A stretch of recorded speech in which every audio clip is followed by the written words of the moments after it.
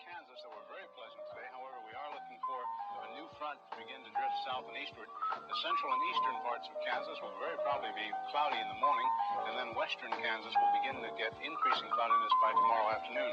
Today, however, very, very pleasant reading. 73 up in the Goodland area, 72 at Garden City, 70 reported by Dodge City and Liberal, 72 over by the good folks of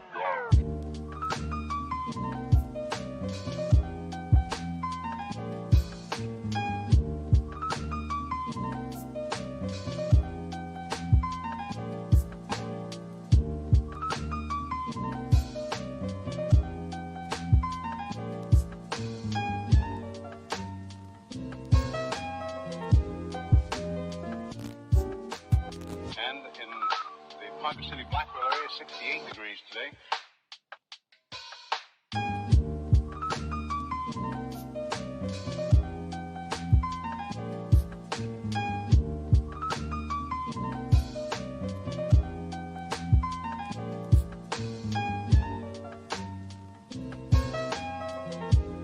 Winds southerly at about 15 with gusts of 25 miles an hour. Barometric pressure 30.00 and is rising. And no precipitation. We're about a half-inch behind, half inch ahead for the year, and 1 5300ths behind for the year so far. We'll be looking for a little bit of a change tomorrow, and of course the possibility of some scattered showers. Today, of course, there's nothing showing up on the radar. However, the satellite photo was pretty interesting for the western half of the U.S.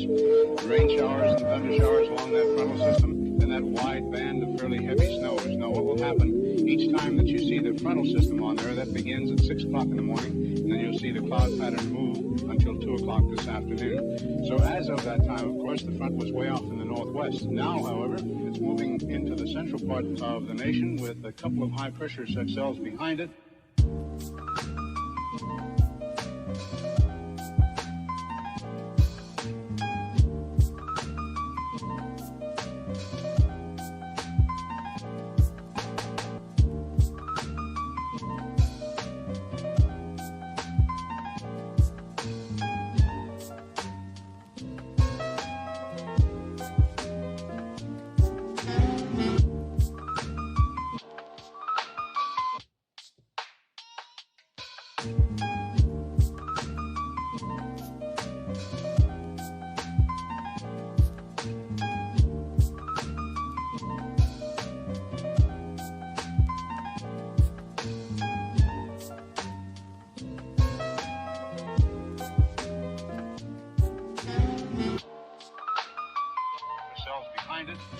few pockets of low pressure and a fairly heavy band of rain showers and snow all the way from the eastern portions of Montana down to western sections of Nevada. And of course the massive high picking up warm moist air from the south, bringing it northward.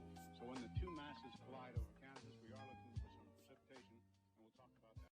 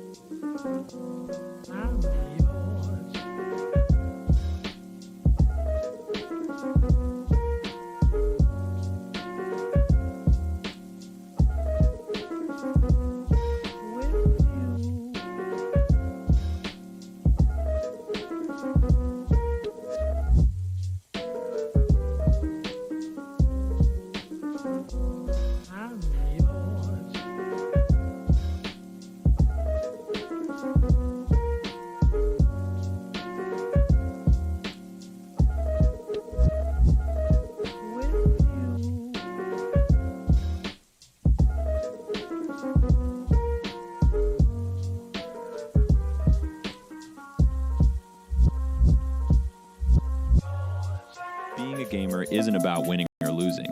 It's about the experiences, the accomplishments, and the moments you'll never forget. The Lone Star Vanguard is the premier gaming community of Texas and home of the official Houston Outlaws supporters group since 2018.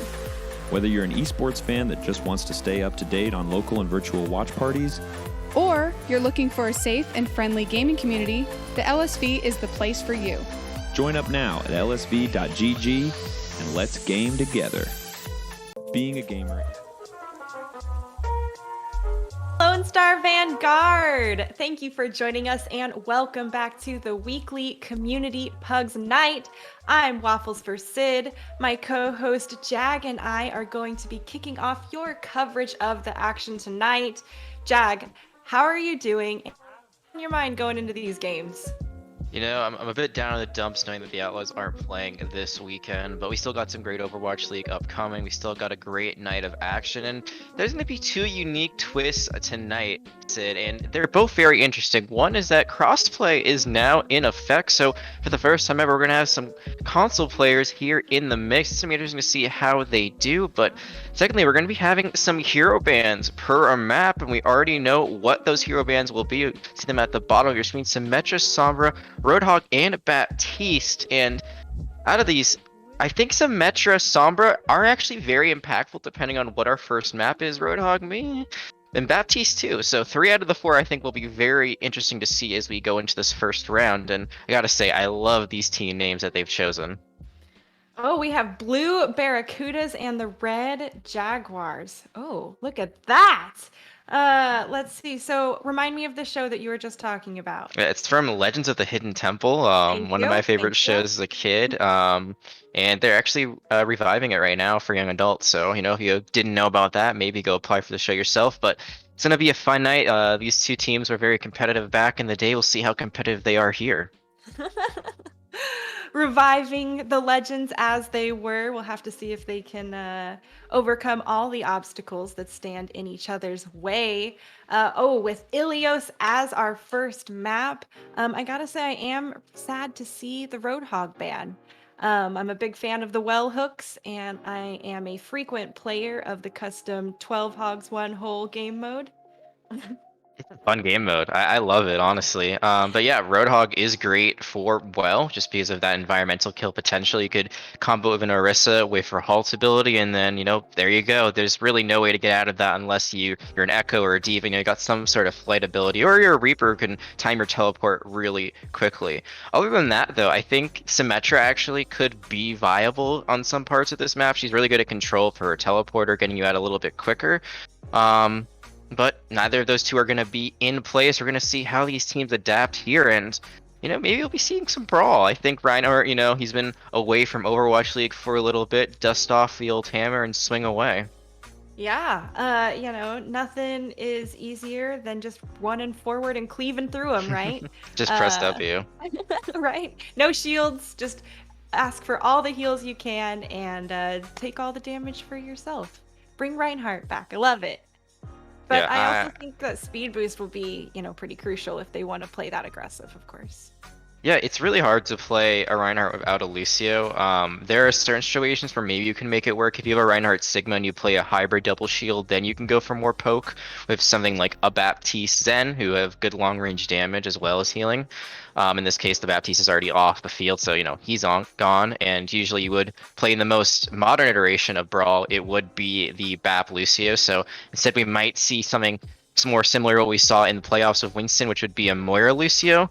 Other than that, you know, I can't really think of a main healer that you can use anymore in a comp like that. You really need a lot of healing with this Reinhardt. And Ana could work, but she is single target, so it becomes a little bit more tricky.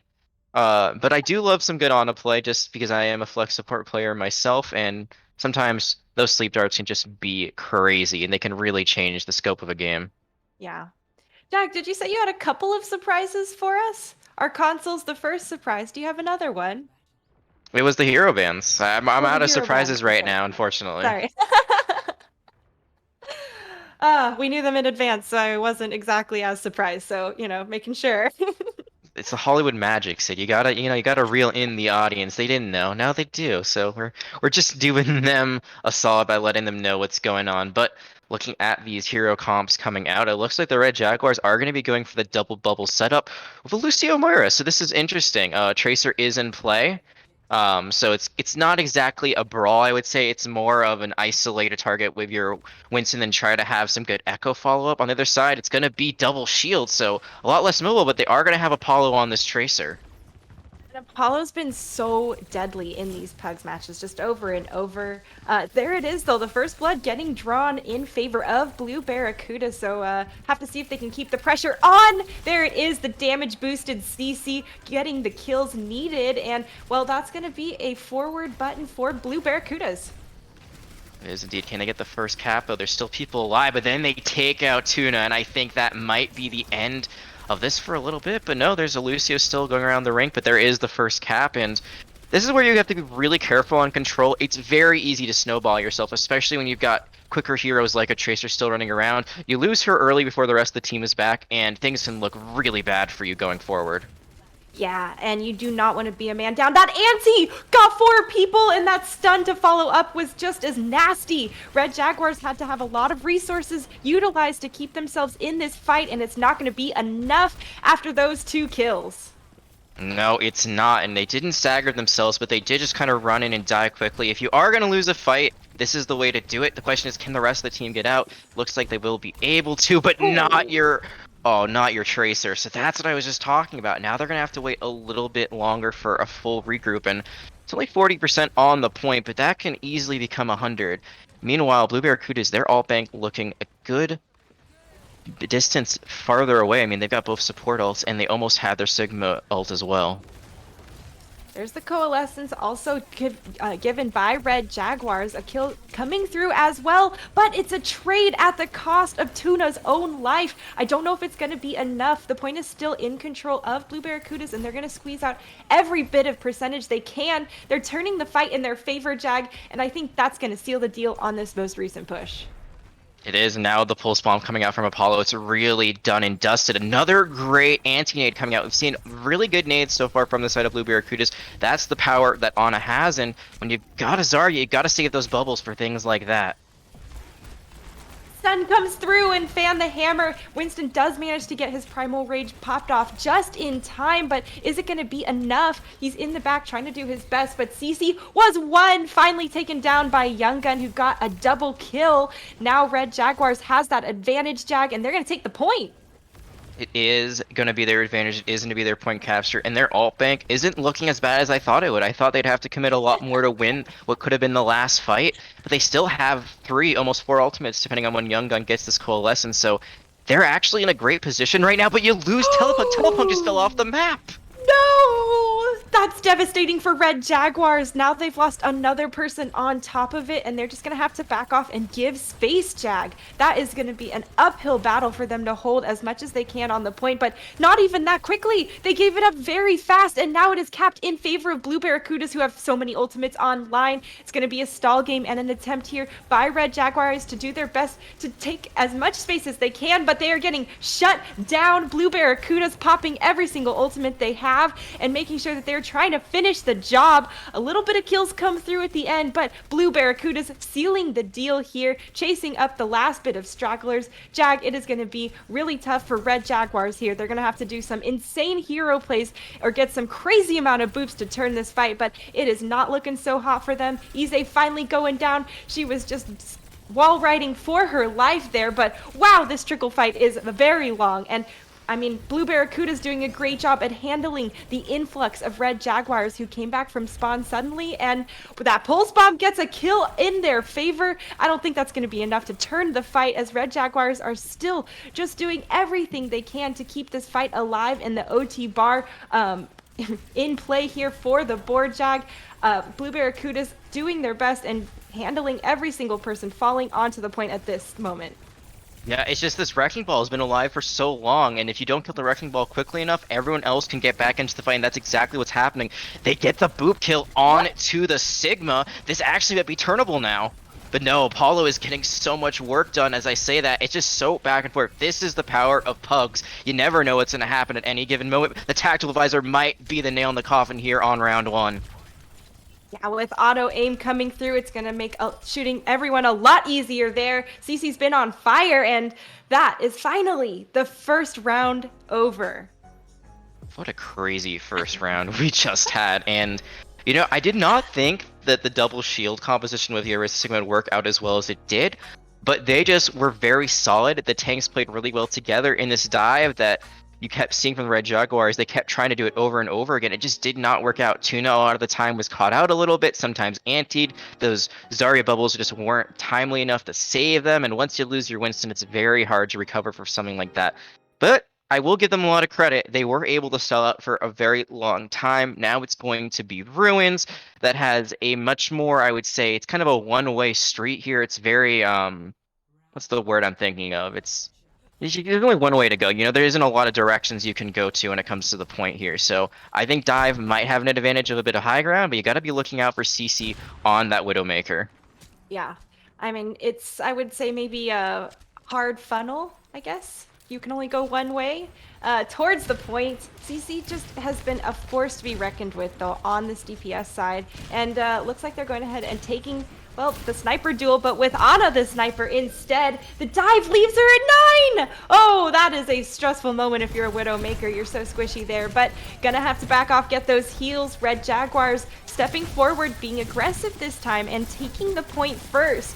So a little bit different here than what we saw originally. Nubatron falls very low, but he's getting the heals just in the nick of time, is topped off even more. The pick onto Telepunk in the back is going to be great for Blue Barracudas. A lot of headspace, and even more now that both snipers are out of the picture from Red Jaguars. That Blue Barracudas are getting cleanup kills left and right. Right now, Ize is just living on a prayer, has the rally, has a sliver health. No, finally going to be taken down. I was shocked they didn't fall a little bit earlier. And there you see a little bit less coordination here in a pug-like game, but taken down nonetheless. I'm a bit surprised by Blue Barracudas. I feel like if you're going to have CC on the Widow, why not just commit to a hard pocket, go for the Mercy? But instead, they're making this work. They give up the first cap, but they win the first fight, and they have a better alt bank. Yeah, Rented Mars, one of our console players actually, opens up the fight and gets a kill for Blue Barracudas. We'll have to see if more's cut to come, but Quotient decides that they're going to take down the healer there. Flashback doesn't find anything as Apollo's trying to get some damage on the side. That Winston, though, has been nanoed, and he's going to have a lot of damage decreased. Red Jaguar is giving some space here, regrouping a little bit, trying to find a bit of balance, but with Nubatron going down, that's going to be Red Jaguars getting aggressive. Look at that dive coming through. Accretion is missed just by a hair, but Red Jaguars are pulling ahead and taking this fight. And Prerex tried to use the sound barrier to turn that fight, but they got killed in the middle of casting at Lucio players. Do your best not to jump when you're using that ultimate. I do it too. I always hit the spacebar for some reason, but that cast time is one of the longest and most punishing in the game there. It's going to cost Blue Barracudas this point. And Red Jaguars, they've turned it around. Though they lose their Hanzo, they still have both of their tank ultimates. And those are definitely space-taking ultimates as well. We'll have to see if they can utilize them. And look at that! They don't even need to utilize them, Jag! And they do it anyway, though. Tuna decides, hey, you know what? I'm going to use this Primal, try to create some more space, try to do some more damage, isolate this poor Brigitte who's now behind enemy lines. Ooh. This is where things get tricky, because this fight, it never really ended. You do win it now as Red Jaguars, so now you actually build off some more time. It would have been really dangerous if you had lost it, but Tuna, this is the problem. You're going a little bit too deep. You've got to be really careful now. Oh, those dragons tore through, clearing so much more space for him to just make his way back. Nice and easy there. It's going to be Blue Barracudas needing to group up as points already at 87%. Ize going down early is going to give them an great opening to take the point back here and get aggressive. Jaguars giving the room. CC getting aggressive and taking down Young Gun early. Jag, that is going to be a great start for Blue Barracudas as they take the point. It is, and I think this is really smart from Red Jaguars. They're just backing off. They're trying to stay alive. There is one person contesting the point right now. I believe it's the Tracer, so no harm, no foul. When they die, they'll get back pretty quickly. That was a very smart disengage. You still have the rally, you still have the nano, you still have the self-destruct. Right now, Blue Barracudas, they do have a few ultimates they're going to be working with, but if you're Red Jaguars, if you execute quickly enough, specifically if you use this nano quickly enough, and you don't lose your Widowmaker, you got a chance. But now that there's one kill early on, what will Red Jaguars do? It looks like they want to engage anyway. DPS have been traded, and Nubatron is sleeping in Anteed, taken down right there at the gateway. Red Jaguars have popped their rally. Everyone's reinforced, and they know it's time to get aggressive. They only have to clear Blue Barracudas once and take the point back to win this map. The self-destruct is popped, but I don't think it's going to do anything here as Red Jaguars take the point back. They're at 99%, and Blue Barracudas are doing everything they can to stall, but that Ante comes through on the Primal Raging Numatron. Does finally go down. Doomfist does manage to get a pick. Apollo trying to make hero plays, but can't make him back to the point. Oh no, that's so unfortunate for Blue Barracudas. It would have been a very difficult fight to win, but they had 3 people there. They had Rally online. They might have had enough sustain to get a Wrecking Ball back into the swing of things. See what I did there? But unfortunately, they could not, and we're going to be going to round 3, which is just... it's just more Overwatch for us, so honestly, I'm not going to be complaining one bit about it at all. That time we saw the dive mirror, and it just worked out a little bit better for the Red Jaguars. So now I'm interested to see if Blue Barracudas will be going back to the Brawl comp that worked a little bit better for them, or not, the Double Shield comp that worked for them a bit earlier on. For now, it looks like they will be committing to a Winston. No, okay, it is Double Shield, so the variation of Double Shield against a Rhine D.Va. So both teams going to be running with the Reinhardt. First time we've seen Rhine all day. Control map round 3, let's go. I love more control maps, absolutely. And look at this, early onto the point is Blue Barracuda getting themselves set up. It's going to be tough for Red Jaguars to push into these shields here and into this Junkrat. Man, pushing into Apollo is not something I would want to be doing, and they're going to have to be so careful of the boops coming in from Kree. Kree is looking at the back and making sure that their 6 is covered, but oh, the Nubatron falls so low there and is taken out by Telepunk. It is an exchange back and forth, but the point has been capped for Blue Barracudas, so they do have possession as it ticks up in their favor. Red Jaguars, though, not giving up on this fight. They're just peppering from the outskirts here, trying to find a little bit of damage, but with Tuna going down, that's going to be it. Yeah, and here's the problem right now of Red Jaguars' composition is that they just don't really have an all-in engage. You see them poke, even though they get Nubatron out early, but the Sigma is still alive. Rented Mars just is able to provide a shield for the team. No one is really able to get in. You see Ize go in a few times, Tuna goes in, but it's just not a full engage. You gotta fully engage as your team if you want to play this Brawl comp, and, well, that is going to be a good pick from Telepunks. This could be their opening to get back onto the point. Yeah, a bit of pepper damage removed from the equation for just a little bit. She'll come back quick, and Red Jaguars needs to continue to get aggressive. The tire finds Ize, and that's going to be really tough for Red Jaguars, but they've got a few picks, and there's another one coming through, but this one's for Cece. You got to turn. Please look. Oh, and she gets him with the pulse bomb, and once again, Blue Barracudas manages to clutch it out. DC is just on a tear right now, is the first person to fall, and he's yet the one cleaning up at the very end. That's the power of Tracer. That's why you gotta run in as quickly as you get that first kill. They just take their time a little bit too sweetly. They don't follow up on the shatter, and now Blue Barracudas, they only need one more fight win to take home this map. Red Jaguars haven't even gotten to cap the point yet in their favor. It's really about where this Earth Shatter is, and there it is, taken down in the front, but the resources from Red Jaguars are insane. They use a lot to take down Nubatron in response to that Earth Shatter, and, well, this this flex coming through from Rented Mars is devastating the Red Jaguars. Jag, he is just tearing it up here, our console player on the Pugs night. He's trying to hold the point himself, and finally it's getting flipped over to Red Jaguars, but he's gonna escape with his life. I'm surprised they did not chase him down that aggressively. I think they're scared because this is last fight. They lose one more fight, and this is over for the Red Jaguars. They don't want to take any risks right now. And you see that they're just playing the point, which is not the ideal place to play if you're playing dive tanks.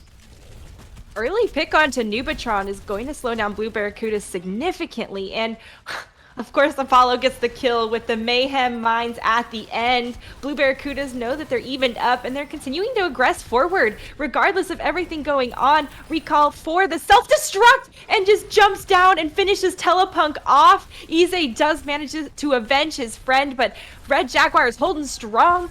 Ooh, I don't know if that's going to be the case. Nubatron just came back with a vengeance. Apollo putting in the tire, getting another kill on top of it, but that sound barrier is trying to keep Red Jaguars in this fight, Jag. I don't know if it's going to be enough, but the DPS on both teams here are just trying to make some miracles happen. The point is flipped here, but Red Jaguars now, they have to touch OT bar. It's going to trigger down here if they do not stay on the point. Blue Barracudas are just moments away from potentially winning this map, and they are doing everything they can to try to take down Tuna. Young Gun goes down. It is a trickle game for Red Jaguars, and that is going to be Blue Barracudas beefed up by the sound barrier, just swinging away at Red Jaguars, doing everything they can, continuing to try to take this point. It is a stall game with finally those fast characters going down, Jag.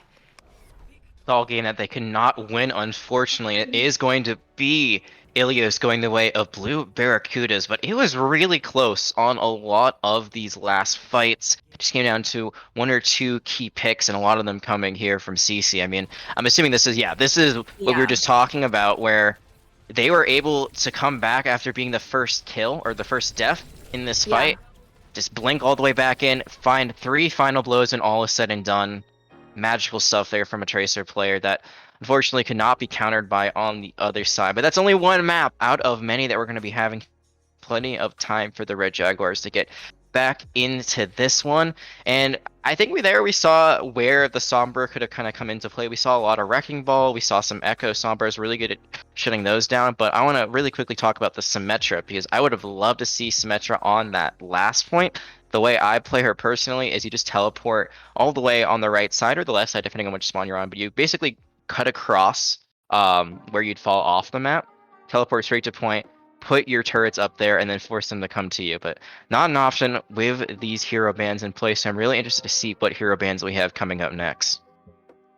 Yeah, and it's character bans like that that put a lot of kinks in people's potential counter abilities and plans. Obviously, with those mobile characters, having those elements that help CC or slow them down just can be so beneficial. And I've said this a ton of times. Sombra's ability, in a game where everybody's special, Sombra's ability to take that away is just so devastating when you're hacked. And probably would have reduced the amount of super long stall fights we saw at the end. Not to mention that she comes back quick. So obviously an ideal pick if you do need to run back on the faster side. Yeah, I actually suggest if you're going for a stall DPS, you go Soldier or Sombra over Tracer, because Tracer, her blinks do get you pretty far, but there's only 3 of them, and they don't regenerate the quickest. Sombra, her enhanced speed while invisible, plus her translocator, you just alley-oop it over the top, you land, and you keep running, can get you back to the point a little bit quicker. So there could have been possibly even more stall potential or less if you get the right hack target in your sight. So we'll see if Sombra is in play this time around. I believe she will be. I don't think you can ban the same hero twice in a row. And if you can, that's big brain if you do it over and over again. But we'll see as these come in. I'm also wondering what map we're going to have next. It looks like we're going to be taking a look at the lobby. We don't have a map set in stone yet. But Sid, if you had a choice, which map would you want to go to next? Oh, man. I would like to go to Route 66. Go where it's warm. Let's see the beautiful, rocky archways here. I guess there's not tons of archways. There's just the front one, but... It's a nice archway, though. It is. Have you ever been to Arches National Park? I can't say I have. I've actually been to South Dakota though, and I got to see like Mount Rushmore and stuff like that. So it's like in like Devil's Canyon and all that stuff along the way. We did a cross country road trip when I was younger, and it reminded me a lot of what Route 66 looks like. Like kind of out in the middle of nowhere, but still beautiful. So I think there's a lot of cool stuff to see out there, and one day hopefully I do get to go. Totally. I personally used to live in Utah during my high school years. Yeah. Actually, I'm originally from San Jose here in the Bay Area, so it's a there and back again story for me for sure. But during my stint in Utah, I did manage to make it down to a bunch of the national parks, and Arches is for sure a gorgeous one. I've never been to a desert national park before until then, and it was a totally different experience. Thought it'd be a lot more desolate, but it was not. There was a lot of signs of, foliage and life. Of course, it's like desert brush, right? So there's no like redwood kind of stuff coming through like we get up here in the Bay. But I have to say, Arches and Zion National Park down in southern Utah. If you get a chance, you should say yes. Okay, so does it count if I've been to Zion in Fallout? Does that count? Because there is a DLC that's actually based in there, and it's one of my favorite. If if that's the case, if that qualifies, then I think anyone who's watched 127 hours has also been to Arches. All right, we're Because gonna I'm pretty count it sure then. that's where that one. Yeah, I mean, there's a lot of really cool places. I grew up in Seattle personally, so I loved going to Wenatchee, which is kind of so Washington State. If you've never been there, ladies and gentlemen, and everyone else, it's a very interesting place. You've got like the mountainous areas, which I think everyone kind of knows it for the forest, but then you actually go to Wenatchee, and it's just a complete desert. Like there's this giant Wow. lake in the middle of just the desert, and it's a really beautiful vacation spot. So that's where I used to go all the time. Highly suggest you check out Washington State. It's a great place to be, but I think wherever we're gonna go next is also gonna be a great place to be, as we do have the teams solidified, it looks like, at least for the moment. Get those hero bands and that map pick soon. And I really want to talk again about Rented Mars. We briefly brushed over the fact that they are in fact a console player. They looked pretty dang impressive on the Sigma, especially considering Right? there's no aim assist. There's no No. aim assist even if you're a console player. Yeah. They had some really nice accretions in that last map. I also hail from console originally as well. I do as well. See, yeah, it's a great Back in the place. day. Right. I mean, you don't always have the space for the full PC extravaganza too. It takes time some days, but always good to aspire there. But I gotta say, I got a soft spot for all the console players, especially now that crossplay is enabled. They're really gonna have to show what they're made of, and I think it's a great opportunity for all of us to actually group up more. My real question is, how is the communication being handled? How are they talking through Discord on a different platform and also listening to the game on their console? Or I wonder how that Question. works. I think the easiest solution would probably just to be use in-game chat, because that will, I believe, cross over. I think the other option, like you said, is maybe using Discord on like another device. Maybe you got a laptop or a phone nearby, but then you can't really hear the game as well. So there's a whole conundrum there that I've never really considered. I came from Xbox, so I had to deal with playing like PC games with my Xbox friends, like I would say a year ago, before I convinced all of them to join PC. So now I don't have to worry about that. We did see the bans very briefly. There they are again. Thank you so much, production. And my question is answered. You actually can ban a hero twice in a row. So Symmetra again is off the table, which makes me very sad. I think she's a very fun hero, and I'm glad that she isn't as obscure as she used to be. But the other ones, McCree, Brigitte, and Wrecking Ball. We saw a bunch of McCree, Wrecking Ball, and Brigitte on Ilios. So this is interesting. I think teams are gonna have to change their strategies going into this next map. I think, some people were annoyed with what was happening in Ilios and were like, I don't want to experience that this next round. So we're going to ban most of the people that were being played, which I like to see, right? Of course, that means we're going to have a forced different type of compositions. And, well, it's pugs, and we actually never know what we're going to get. It is going to be Eichenwalds. That is what is on the menu next. And I was honestly surprised you didn't say Eichenwald, because I remember last time you were like, I want to play this map. I really want to play this map. But here it is. We're going to cast it instead of playing it. I remember last time I got a really nice hit on you when you were Valking in the air and I was Ana. So gotta toot my own horn there a little bit. But none of that shenanigans today. Ana and Mercy are in the mix, as they were not banned. And we're going to see if the Blue Barracudas can get another map win under their belts here. What do you think we're going to see? I mean, we saw basically every kind of composition in Ilios. Everything came out. We had Brawl, we had Double Shield, we had Dive, we had Double Bubble. I mean, I feel like we've already seen it all at this point. For this first map, or the first point in particular of Eichenwald, I think that we're going to see some aerial attacking coming through, as it does provide a lot of good damage, even from either an Echo or a Pharah. So I'm expecting to see some flight characters for this first part, but with Wrecking Ball out of the picture, I'm not really sure if they're gonna just default to D.Va as the next most mobile tank, or if they're just gonna nix it and go for a brawl style. It's a good question. And another thing that I'm sad about for not having Symmetra is that there are some really good Symmetra strats you can run. You can do the Maywall over the top as an attacker and then just teleport straight down. You can try to go to the right room and just teleport all the way to the left and then just go through the clock tower. So there's a lot of things you can do here that fortunately you cannot do, at least here right now. So again, just my heart, very, very sad. One hero we haven't seen so far at all, which has been a bit surprising, is I don't think we've really seen Reaper at all so far, and he's been very, very strong. He's been the meta for quite a bit. So I especially since we saw a lot of Winston comps, it was a bit shocking that no one was bringing out the Reaper as a counter. Yeah, I do agree. I have to say, personally, Reaper is not always my favorite to play. I enjoy the other DPS a lot more. You know, Reaper's a lot of fading away back to your team while everyone's really mad at you. Which is my, you know, when I'm playing support, I see that. I'm like, oh, great. He came in, popped me a bunch, and I'm super low, and now he's just running away nonchalantly, and none of us can touch him. And I'm glad we haven't seen the Reaper so far, but I do think that's going to change. He just outputs so much damage. It sounds like you've got some war stories to tell about Reaper trying to flank you in the back line.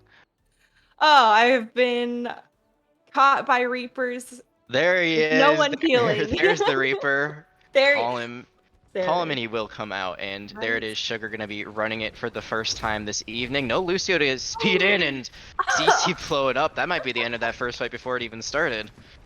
Yeah, I mean, they might as well just wait so they have a solid push and can, well, geez, Jack, that really needs to be waiting for a solid push now. And I think that's why, you know, it's okay to lose someone early and just back up. You try to force the 5v6, and unless you're able to take out their Reinhardt, things become very dire. Tuna once again going to be on the main tank role, this time at the other side. This is Pug, so teams will swap with who are on them, so you might see names go back and forth all night, but that's going to be another first kill for Blue Barracudas. This mobility for Blue Barracudas too is just devastating Red Jaguars. They're moving around so fast, and with Quotient over the top adding an additional pepper damage angle, Red Jaguars don't know where to look.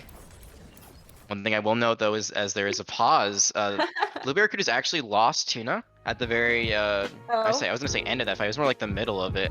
So they're without a main tank right now. They do have a Mercy, but the Resurrection is just so far out that even with a bubble from Zarya, you probably aren't gonna live through that. So they're at a bit of a disadvantage. This could be Red Jaguar's time to shine, but there is a pause in play, so we'll have to see if it actually comes into fruition.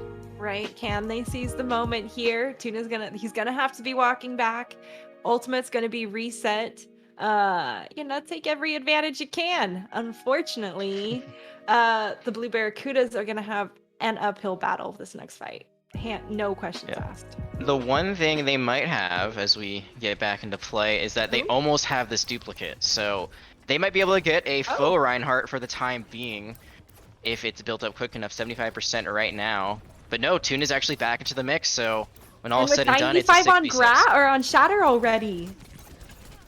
I did not know you could do that in this match. That's awesome. But, well, looks like he gets taken down before the Shatter can bring too many results that he was looking for. Red Jaguars getting aggressive here. They've taken down a couple people, and, well, Jag, they knew to seize the moment. There's the duplicate coming through from Quotient, and he gets slept and antied so fast. They wanted to shut him down. Earth Shatter is nasty to go up against, but that focus beam is taking down members of Red Jaguars, and Blue Barracudas are stabilizing even after they were at a mild disadvantage. Yeah, killing the duplicate unfortunately is not going to win you the fight at that point. You're just using that ultimate as a distraction. It works out beautifully. 2 shatters, both of them landed, neither of them securing the fight for either team, but when all is said and done, Blue Barracudas, they are going to stand tall for a little while. They have the Graviton Surge, but look what's on the side of the Red Jaguars. They almost have that Graviton Surge Dragon Strike combination. It's so deadly, and Blue Barracudas, they're not going to have any sort of defensive ultimate to absorb that damage. Yeah, it is going to be a shredding moment for them if too many of them get caught, but those stickies are putting in a lot of damage as well. The Red Jaguars has Apollo on that Lucio this time, and there he is going down to Badger B after that. Blue Barracudas holding strong. And I'm not sure right now if this is maybe not the best positioning for MCC, or maybe they're just being focused really well. We know they're a monster on the DPS. We know they're a player to look out for. Right now, Blue Barracudas, they're doing a really good job of zoning the mountains.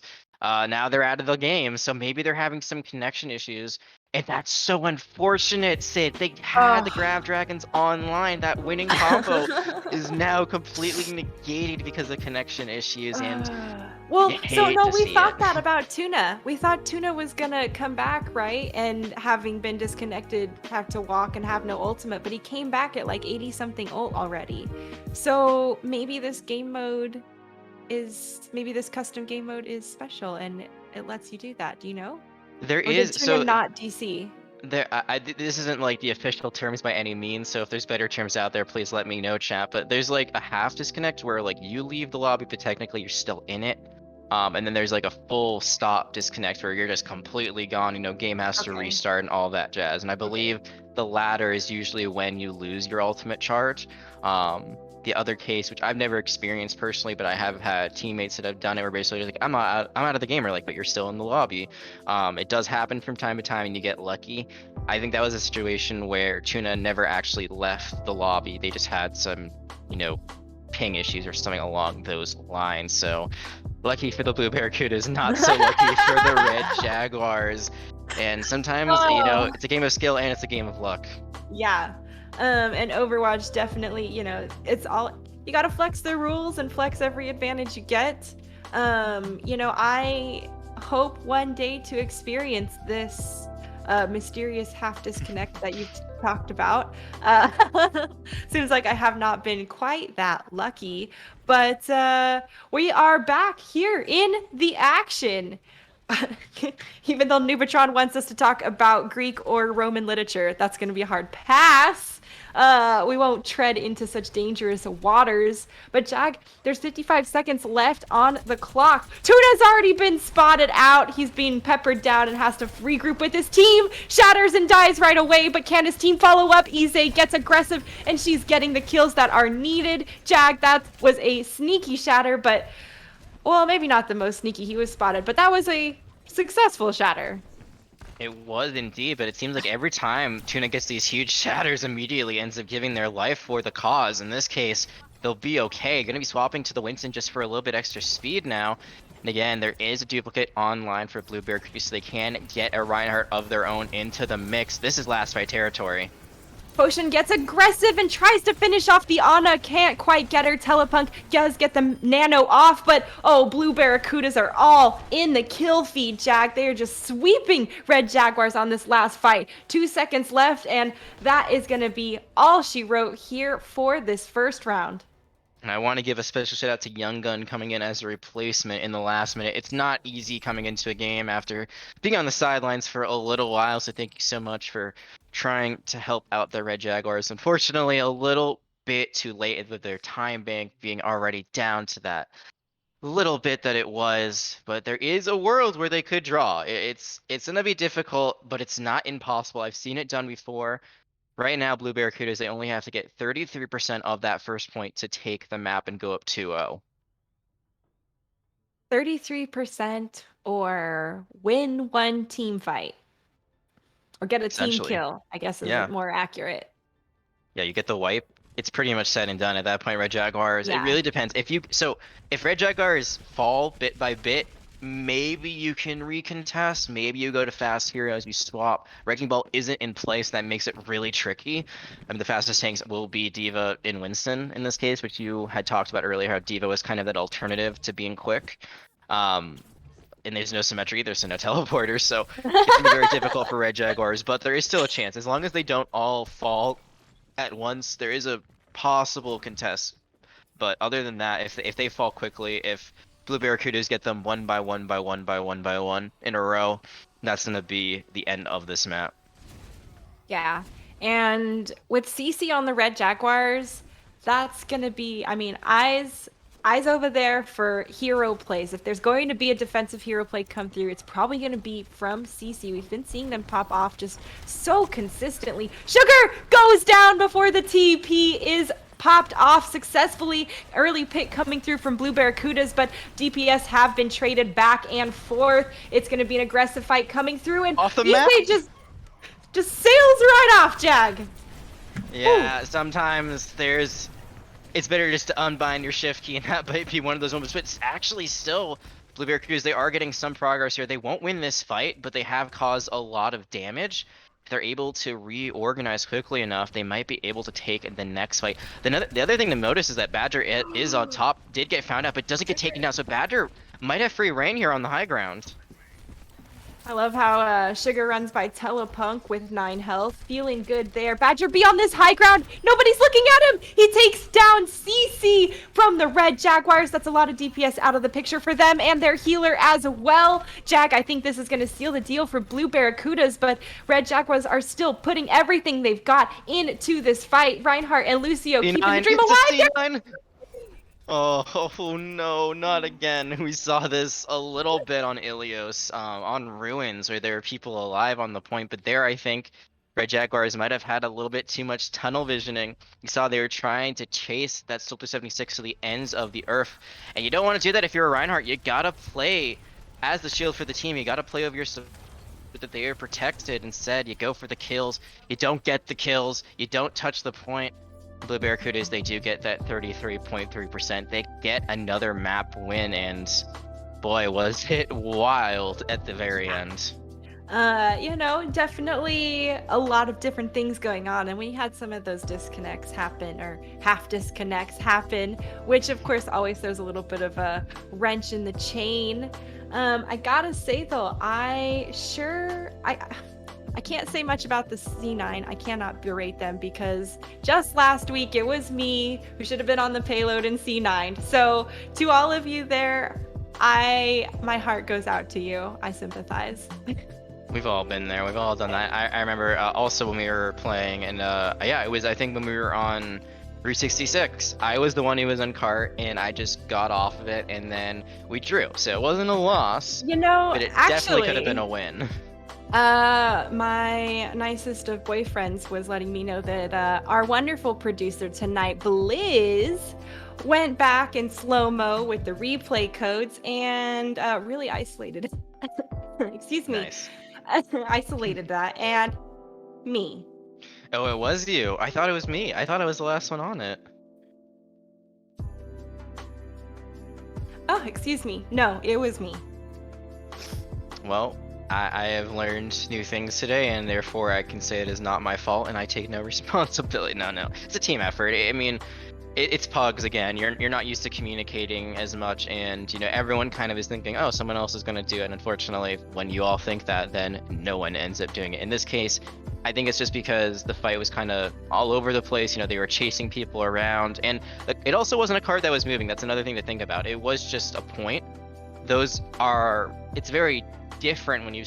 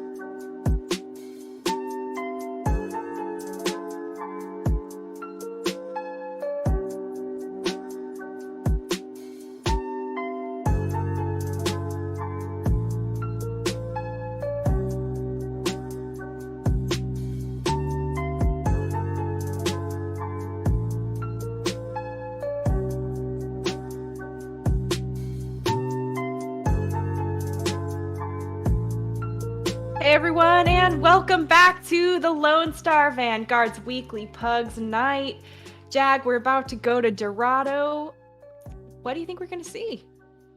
You know, we've seen a lot of Winston thus far, so I wouldn't be surprised if we saw more. I can also hear him in the background, so I feel like I'm cheating a little bit with this. But Winston's great for this map. There's a lot of high ground.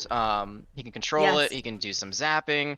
He isn't as great on the third point, but this is the first point, so plenty of time before we get there. And Winston gonna do a little dance in the meantime. So this is gonna be the most interesting battle, at least at the very beginning. It's gonna be the more brawly style coming out from the Red Jaguar. So they're gonna run in with Lucio speed. They're gonna play as a brawl comp. Blue Barracudas, they're gonna be a little bit more divey. They do have the double bubble, so Diva won't be there to absorb damage, but they will have those Zarya projected bubbles to help their Winston stay alive. Yeah, and I gotta say, I like the little chat here in the beginning that said, good luck, have fun, potatoes. I love a good potato chip here and there. Ise's already started off the kill feed, though. Blue Barracudas have that advantage, but we're gonna have to see if they can defensively hold strong. They're gonna have to give some space and regroup a little bit here, but Red Jaguar is looking to try to make it through this archway. It is a major funnel point, and the sleeping Winston does get a bit of pockets. It's not going to be enough. Tuna's the first person to go down. The bubble was just a little bit off for him, but Badger B has also gone down. So there are no monkeys jumping on the bed here, but actually Tuna comes back to play at the cost of Ellie's life here, though. Gonna be tough for Red Jaguars to push on that, especially.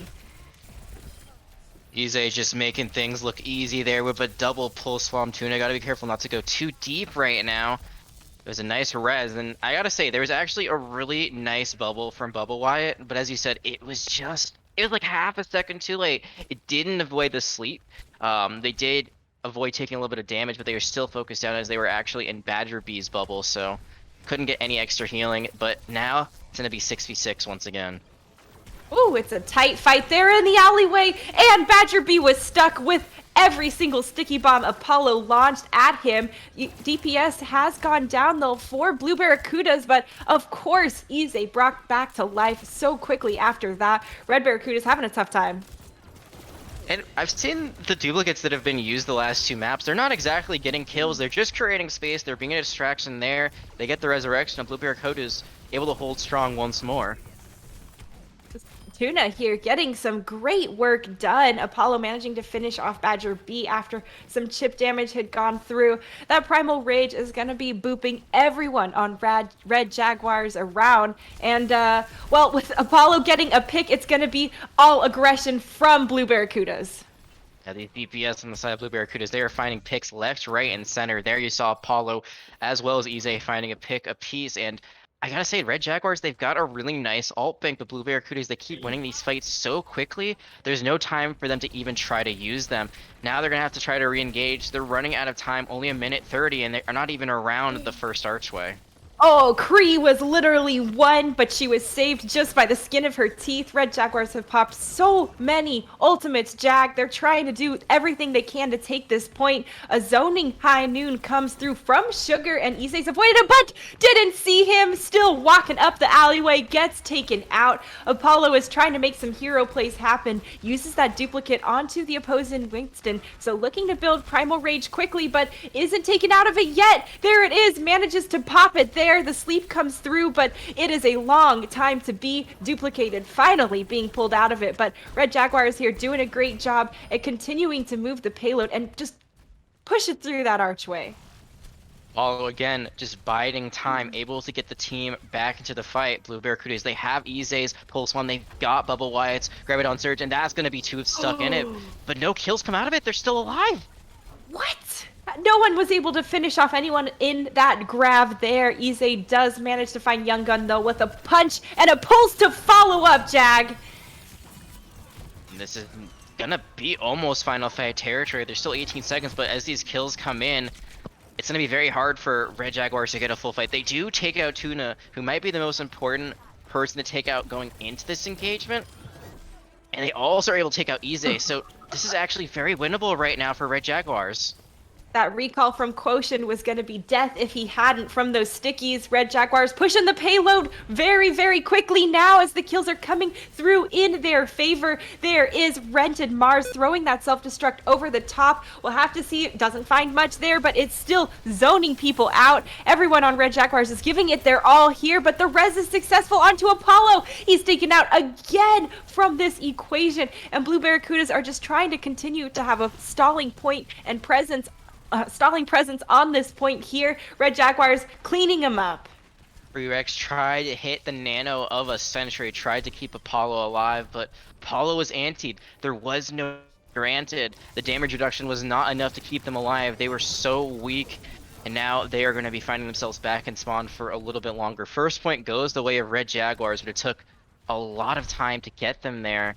Right now, if you're Red Jaguars, you have to roll through this point. You have to get it without any lost fights if you want a chance of winning this third point.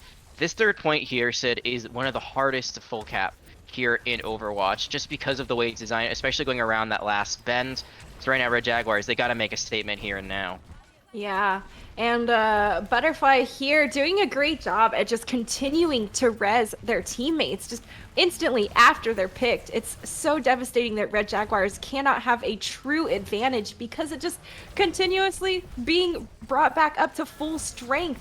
Then Winston goes ahead, commits his Primal Rage, and there it is, a kill coming through. So Red Jaguars trying to find a bit of traction. He manages to get away just by the skin of his teeth from Apollo. Apollo has been hunting people left and right, but that is going to be Red Jaguars pushing the payload.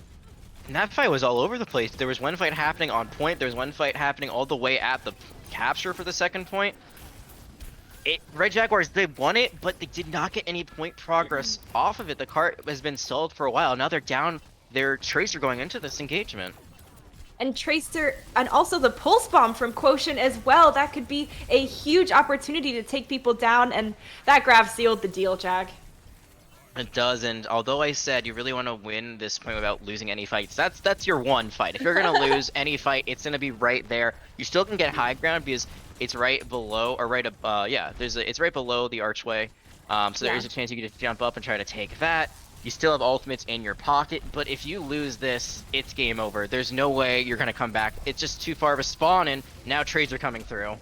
He couldn't pop his ultimate in time. Tuna goes down with Primal Rage still online. It's going to be Apollo popping his own duplicated Primal Rage instead, trying to do the work and the damage in the backline, just booping Red Jaguars around left and right. Can't find any kills off the back end of it, but back in the back lines, Rented Mars goes ahead and eats Ize's Pulse Bomb. So that's going to be a shutdown coming through from Red Jaguars on that front. We'll have to see if Apollo can continue to find some value here as this Echo. That focus beam is nasty and tries to use it on a pretty hardy looking Ana there, in my opinion, Jag. But there it is, Red Jaguars coming out on top and pushing the cart just at this last moment. Yeah, they lose that one fight, but they still get the capture here. But because they lost that fight, they only have a minute and a half. That's 2 fights at best. If you're able to regroup in time, you're going to have some ultimates in your hand. The Pulse Bomb being thrown out on Tuna early. I'm not sure if that's a worthwhile pick. If you're able to snowball this, maybe. Yeah, now they're able to snowball this. So actually, this Tracer is doing a lot of work. Now it's made worthwhile with that card again. There's only one person on it, so it's moving very, very slowly.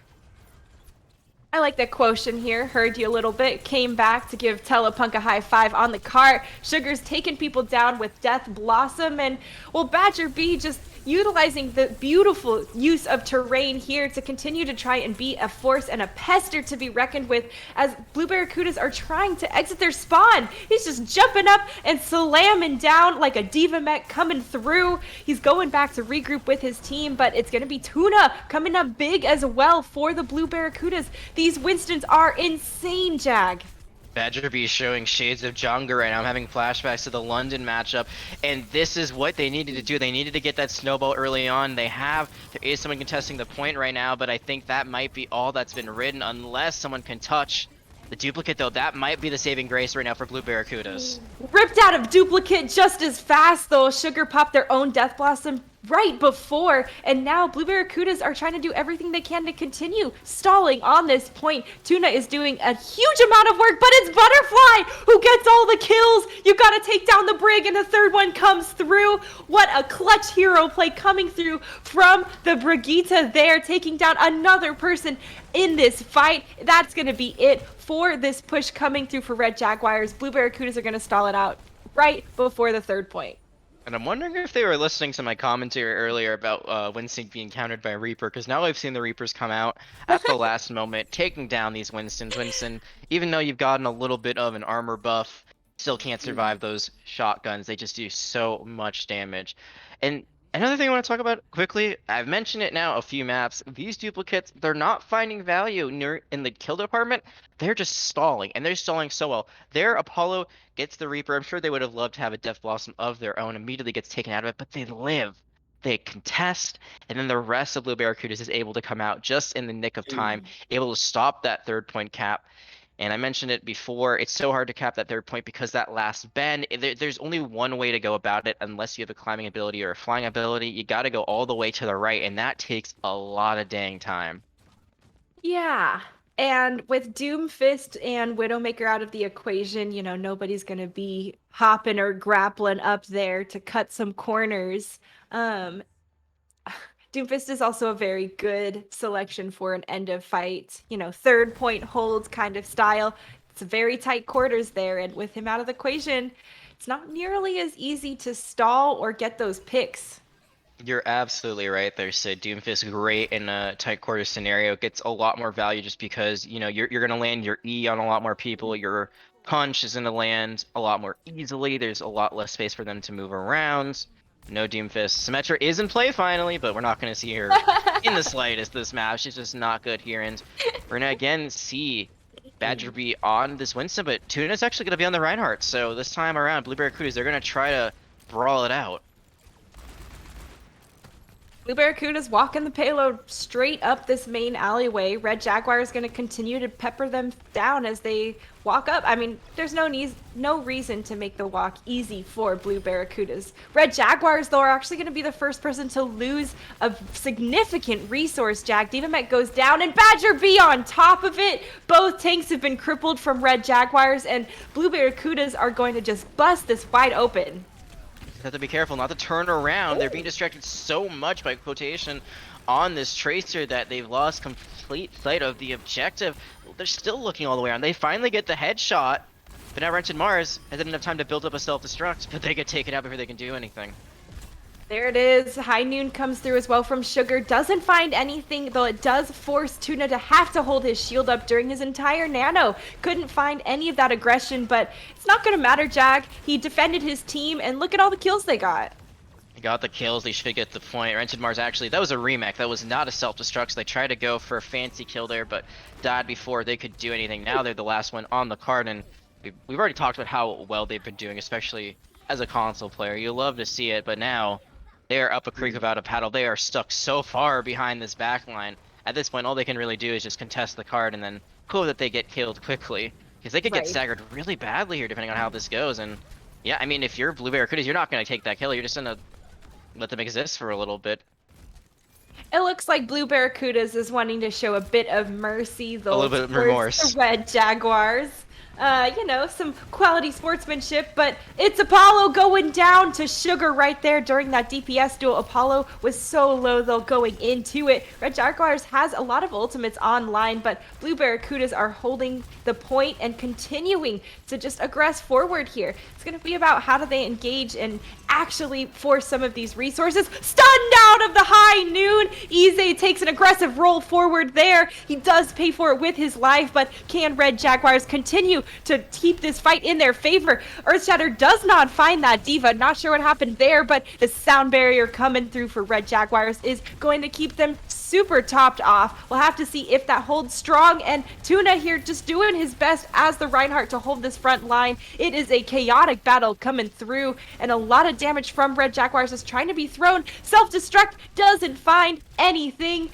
now the skirmish on the side here by the bank Jag. It is a lot going on. Now everyone is in the kill feed, but the real question is who is going to come out on top and be able to push this cart? Red Jaguars have the numbers, and there is the defense stabilizing. There were dueling tactical visors there as Apollo using the duplicate on Soldier 76. Didn't get the best of that duel.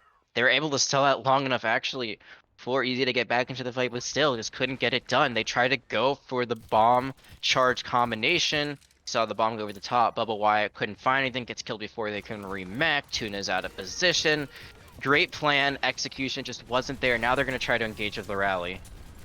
And Badger B has this Primal Rage online as well. He'll want to make sure he uses it before he gets taken down. There it is, just at the end of his health bar. Tuna, though, has already pushed forward and cleaved through so many people on Red Jaguars.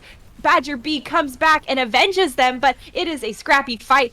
Red Jaguars holding strong and once again forcing back Blue Barracudas.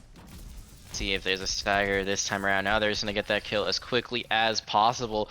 There's still quite a lot of time for Blue Barracudas, but they don't have that much in their ult bank. They're going to have a self-destruct. They're going to have a nano. They're going to have the duplicate. So what do you do here? I don't think you use any of it. I think you force Red Jaguars to use ultimates. They have almost everything except their Primal Rage right now. So right now, you just have to try to get ultimates out. You got to get your ult bank healthier. Just make them force things early on. Make them panic. Immortality Field has already been shredded by the Red Jaguars. We'll have to see if Blue Barracudas continues to aggress forward here. The duplicate's been used by Apollo, and he's trying to find that damage onto Lucio, but cannot quite find it. Giz managed to pop the Primal Rage, and, well, that is going to be not too much coming through from the duplicate on that front. A pick comes through, but all in all, it's Red Jaguars holding strong, committing one more ultimate after this as well. So there it is, the 2 ultimates for the fight. They don't need to do much more, but Blue Barracudas have not fully backed off. They don't need to. They're doing a soft regroup here as they'd only lost 1 or 2 members coming back, and, well, it's a scrap. It's just kind of a light fight here on the side, Jag. Yeah, and I was gonna say that was really good for Blue Barracudas. They got 3 ultimates out for nothing, but they just didn't fully back out. You need to go for the full re-engage later on. Now you might lose Ize on the way out. You do lose both your DPS very late. They had 2 minutes and 30 seconds when I was talking about forcing ultimates. Now they're down to a minute, and even though they will have stuff, there's still too much on the side of Red Jaguars. They almost have another Deadeye. That's how efficient Sugar has been with this McCree, already up to 65%. So you had a good scenario. You won the fight even though you lost it, and now you kind of just reset yourself because you take so long to get out of there. Red Jaguars holding this high ground here as the engagement came through from Tuna. Now they've dropped down, and Badger B falls low, pops the Primal Rage just before he goes down, and now he's going to try and boot people everywhere. Has to back off because he's getting mowed down, and Ize just putting in the damage, rolls right into the high noon, and Red Jaguars are just taking the cake here in the kill feed. And they had the Ant Matrix, but they could never find a place to use it. It's so hard to use an Ant Matrix against a Winston comp because they're going to be all over the place. That's a very stagnant ultimate where you're just kind of sitting it in one position unless you get it on the cart. Then it moves, but the Tac Visor is going to come out at the end. No one can even touch. A great flyby by Rented Mars to stop the Winston from even getting that overtime going. And Red Jaguars finally are going to get on the board here. And what was a very, very close match, especially during certain fights. There, I think Blue Barracuda is just... This is it at the end. Yeah, this switch to the Brigida, we didn't even really mention it before. It was huge because now you're just doing damage, you're doing healing with your Inspire, you're just slashing away with the Whip Flail. Just so much value, so great. It was all set up by Apollo's stall with that last second duplicate. And no one was ready for Butterfly to come through on the Brigitte and just wail away at him. They were grouped up, you were doing double damage, and like you said, that Inspire is... There's just so much benefit coming through when she was that closely engaged with everyone and absolutely clutched the fight out for her team. It was clutch indeed. A lot of clutch plays there. But it was not enough in the end. Even though Blue Barracudas did stop Red Jaguars from getting the full cap, they could not get to the 3rd point themselves. So all of that heroic effort, unfortunately, does not come out at the end of the day with a W, but it was still a very cool sight to see. It was still a very great match. All of these maps have been very fun to watch so far, but we actually are able to see the future now. We have that crystal ball. We know exactly what map bans or map picks as well as hero bans are going to be coming up. So going to map 4, it's going to be, drum roll please, it's going to be Lijiang Tower. And of course, I talk about Symmetra, and of course, she's banned once again. Symmetra Tracer.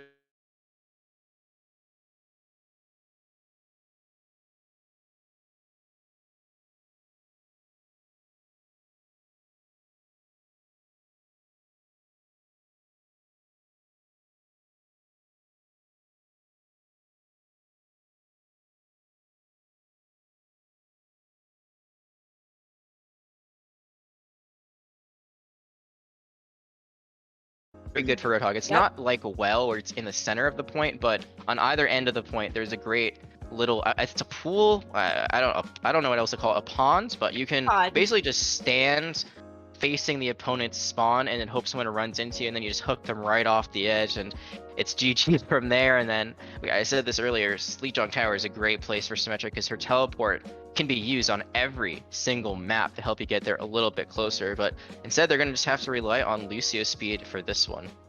Yeah, and no roadhog hooks to send you with the koi fish. I'm always pleased to see that the devs took the time to let you enjoy your death when you fall down there. Really see who is accompanying you, nibbling on the remnants that you leave behind.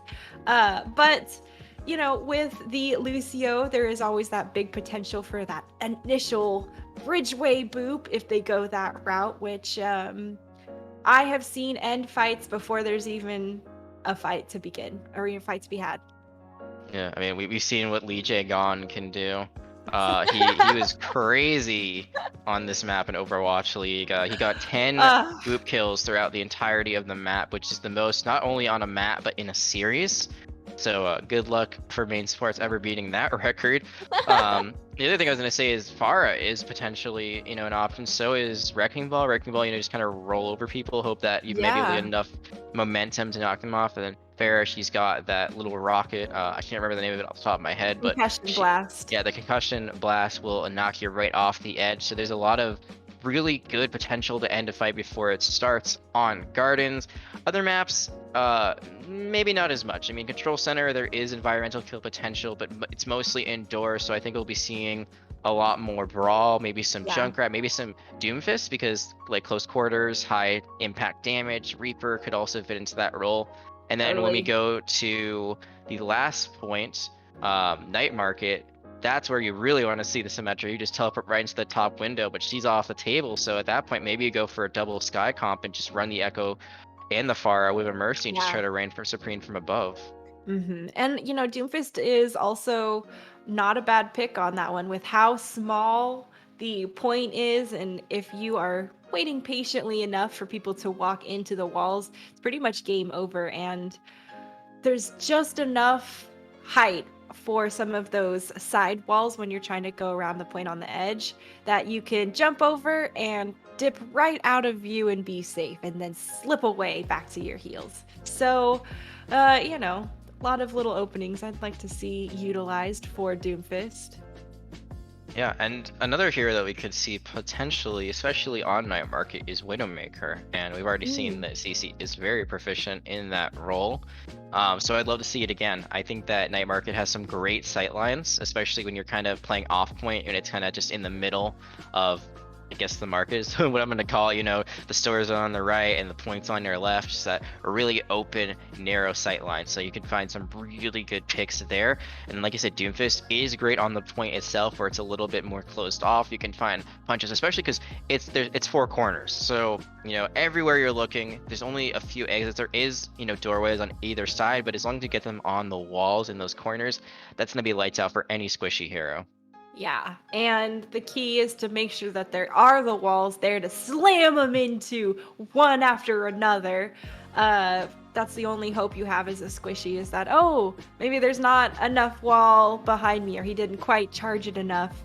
But I have to say, I always enjoy when I'm, in my own first person perspective zone, doing my best to help the team, and then all of a sudden my teammate out of nowhere goes whoom and just is deleted from my sight by the Doomfist.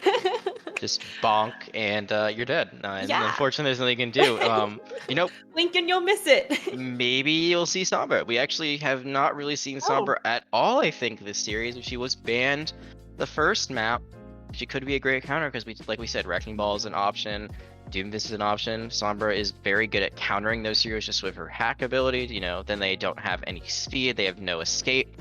So that could be a great way to shut that down if it becomes a problem, or maybe you just try to handle it with some more firepower. McCree does have that flashbang, which can be very useful, but it's not going to take them out of commission nearly as long. Yeah, and I'm going to say on a sidebar here, I am grateful that Badger B is not on the blue Barracudas, because that is a mouthful to say during a team fight, and I'm grateful that not quite having to conquer that yet, but Badger B has been doing really well on those tank rolls. I'll be curious to see if he continues to brew aggression that we've seen in the past from his Pugs playstyle, or, if maybe he is going to switch off roles. Apollo was over on that support role instead of their traditional, DPS role we see them popping off on. So it's Pugs. We'll have to see. Anything can happen. Expect the unexpected, and Badger B has been very impressive, especially in the Winston. I believe there was one play in that last map where they primaled into the Echo, who was really high in the sky, was able to get the jump and just smack like a mosquito right out of the sky. That Echo fell all the way back to the earth. So kind of gave me reminded me a little bit of, I think it was, man, who was it? Maybe it was Fate back in season 1 for the Valiant. I think there was a play that was very similar to that, but I honestly, season 1 feels like a blur at this point, and the Valiant, I mean, who are they these days? But enough about Overwatch League. Let's talk more about these players. I think there are some names that we haven't really seen as much tonight. I think Trill, I'm not sure if we've seen them so far in a map. Tiny Bunny, I think, is also making their first appearance for the night. So it's good to have some new players in. We'll see if they make an impact. This is still a very close series, and since we know this will only be a 5-map set, unlike 7 maps set, unfortunately, due to some technical delays earlier on and some other stuff, there's less maps, so every map is just that much more important. Oh yeah, and of course with Pugs and a 2-1 score, we're going to be looking to see if Red Jaguars can bring it back, or if Li Zhang is going to slip away from them just at the last moment. And this is for all the marbles right now, because if you tie it up here, then it just makes the last map, which I'm not going to say what it is for now, even though we do know what it is, but we're gonna leave some leaves a surprise for a little bit later. That last map will be the tiebreaker if it gets to that. So, it's not win or go home, because there's still going to be a 5th map no matter what. But I'm sure it just makes it all that much more important going into this. So we see some of the initial picks come through. It is going to be Gardens. So there is that boot potential we talked about before. We already see that Trill is going to be going over to the Lucio, so we could see this become a Boop City very quickly. Yeah, Boop City gonna be all day here at Li Zhang. We'll have to see if anyone, or how many people, probably more accurately, take a swim with the koi fish here. Quick rollout coming through from Tuna on the Red Jaguars, and there it is. Both characters trying to find those environmental kills, but have to just skirt away right at the last moment. There's a couple exchanges back and forth, but it's still anybody's game. Nubitron falls low, thankfully gets that health pack, but the ante coming through is going to negate some of the other resources his team is trying to give him. But Red Jaguars are on the run, and that's Blue Barracuda's taking it. No fear there for Nubitron, just charging right in to battle. Almost gets taken out by that anti-nade, but the rest of the team is there. Especially the Immortality Field is going to help keep you up, and it's just going to be all cleanup from there, as that first point cap is going to be going the way of Blue Barracudas sooner or later. Here's the thing about Gardens. I mean, we saw some crazy stalls on Well, but this has to be the most stalled out map in the game, just because it's pretty close, spawn wise, but there's no Symmetra, and that's usually your main way of getting back into a fight, so we're gonna have to see how that affects things going forward. Look at this off angle Badger B started at and just crossed all the way over to regroup with his team. Apollo's been taken down from the Blue Barracudas, so Red Jaguars up a man and they're going to continue pressing their advantage. Tuna presses a little too far though and does get taken down, but Red Jaguars coming up strong here as they continue to put this damage in the backline, literally into their back. And I think there it was just early picks from the Red Jaguars really solidified an amazing push from them. Now they're going to get a late kill onto Apollo. They can stabilize a little bit more. Looking at the alt bank, Apollo does have Blade, but there's no Ana on their side. So there's not going to be any of that extra healing, any of that extra damage, any of that damage resistance. So it's going to be very hard to get value out of this Blade, especially with all of the CC on the side of Red Jaguars. An early pick on a Badger B though, so Red Jaguars down an ultimate and a lot of firepower. Speaking of, there's the Amp Matrix popped by Blue Barracudas, increasing their own firepower significantly. Red Jaguars kites back to give this distance away, but they can't give distance when they've been shattered, Jag. After that, it's all Apollo just slicing them away. It is going to be a duplicate coming out now for that extra healing with that immortality field, but it's just not going to be enough. Badger B going to be the last one alive. They can't get it done. There's going to be another stall, but I think that's the most effective way you could win that fight for Blue Barracudas. I was thinking about the Blade. They're thinking, nah, we're just going to create space with the Amplification Matrix. We're going to shatter right into them. They do. That's the disadvantage of running a Winston. You don't have a shield to really block it. They only use 2 ultimates, so even though you see a lot of check marks right now on the side of Red Jaguars, there's still a ton for Blue Barracudas. For Red Jaguars, I think their win condition right now is just to try to grab as many people as they can, and there it is. Brav has been thrown, but Soldier goes ahead and pops his visor in the backline. There is a high noon though from Sugar. The kill comes through onto Taco, but Jag, that is going to be enough for Red Jaguars to take this point back as they just took so many people from Blue Barracudas down. They did, and they used a lot more ultimates they had done. They still have their Nano. They still have an upcoming Primal Rage. Man, Badger B already building up another duplicate, doing really good work there. But it was more ultimates than Blue Barracudas had to use on their last push. And as you see, Blue Barracudas, they're almost back to another Earth Shadow. They're almost back to another Amp Matrix. So if they find an early pick here, it's going to be very difficult for Red Jaguars to hold this point.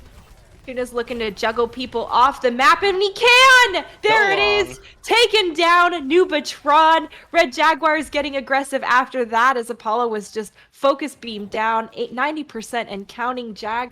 Blue Barracudas are going to have to regroup so quickly and definitely make some moves if they want to stall and touch this point at the last moment. The Flux is used to cross the gap over the Koi Fish there, and Blue Barracudas are getting aggressive. Tiny Bunny's the first person to go down, and Red Jaguars knows this is the last potential fight for them. Apollo's trying to make hero moves, but gets taken down. Taco is too much, and Red Jaguars are holding strong here on the point of Li Zhang's first round. And I want to get to that tiebreaker map sit-ins. I gotta say, Apollo pulls out the Blade. It's just a little bit too late. They should have tried using it a bit sooner, maybe swapping to a different hero. They were finding some good dashes here and there, but just not the same dominant performance that we've seen from them all night on the Echo, unfortunately. But still another point here to try to avoid what could be a tiebreaker scenario. We'll see what these swaps come out to being in. Talked about the Doomfist. Yes. Looks like Apollo has heard your what is it? I was gonna say your cries. That's not the right thing. I think your excitement for it. What's the right word? You wanted to see the Doomfist, and now it's gone. And yay, my request has been filled. We got to see it for a split second. It was in the hero selection screen. Now it's gone instead. It's gonna be the fire coming out, which is what I actually had mentioned. So unfortunately, it's me getting my way this time. Yeah, now cries coming through from my side here. Quotient doing a lot of damage from this Pharah. Obviously, the pocket hard coming through from Butterfly, enabling Quotient so much to put a lot of pressure on. Hits the Junkrat. Can he get him? Not quite. Junkrat was booping around in the air, but does manage to finish him off with a bit of splash from a rocket. No one's looking at him. Jag, please look at Quotient and see the threat in the sky, continuously berating you from above. That barrage is going to get built up very quickly if they don't do something about it. point is capped in favor of Red Jaguars, but don't think it's going to do much since they don't have the numbers. Yeah, that's going to be the flip very quickly. Now the question is, how do you counter Quotient? Has the pocket from the Mercy, is also getting healed by Tiny Bunny. You can hit those shots in the sky. You got Sugar, now you're going to swap Badger Bee to the Echo to try to battle them. But they don't have the same pocket right now that Quotient does, so it's gonna be very hard for Badger Bee to win that outright. You gotta go for the Mercy first. Don't even worry about the far. Just take out their pocket. That Fire Strike from Nubatron hit so many people, and he gets a kill with his most recent one as well. His ultimate is charging, and it is online. Launched there into Red Jaguars with Apollo to follow up on the Riptire. Seems like the Nano is a bit of an overcommitment, but that's going to seal the deal. And if there's any ultimate you're going to overcommit, Nano is the one you want to do it, because it builds up so much quicker than most things that will be in your arsenal. So yes, a little bit too much, but probably won't be the end-all be-all at the end of the day. Right now, the end-all be-all is that our Jaguars, they just have not found a way to break onto this point. They actually do get the swap, so now there is no fire. It's a Soldier 76 instead, and they're going to commit the Nano early on in this fight. The aggression coming through on the outer area of the point here. No one is quite in the center. Nubatron goes for a pin and can't find any targets. They jump just out of his path, but he is cleaving forward. Does find the Ana there. Oh no, gets found himself. Doesn't get the kill. I thought she was gonna get cleaved clean through there. Blue Barracudas are now down, but that trap on a Tuna stopped him dead in his tracks. Can Badger Bee take down this Mercy? No, she is gonna skirt away, and once again Apollo just coming up massive with these hero plays. That was incredible. You thought the fight was going to go one way, then it goes the other, but at the end of the day, it still goes back to the Blue Barracudas. Another huge tire. Both these tires have gotten 3 kills now, but now Apollo's going to get grabbed out, but still not falling. That Sorry Bottle might have saved them. Oh my gosh, the heals coming through from Butterfly are absolutely nutty to keep Apollo alive after he had been solo grabbed. He is finally taken down there on the skirts of the point, but Nubatron here on the Reinhardt with the Shatter. He's going to be looking to try to find those victims, but Blue Barracuda's finding those kills. Wow, Quotient coming up big on the Soldier Jag. Red Jaguars are still trickling onto the point. They have the possession, but I don't know if this is going to be enough. Sugar on this Reaper now, that lifesteal, keeping him alive, and what? Red Jaguars kept the point. Taco, huge play there, is able to stall just long enough.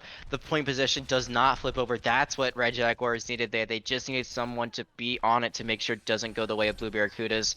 Some trades going through now, and Tuna going to be trying to go for a very ambitious flank.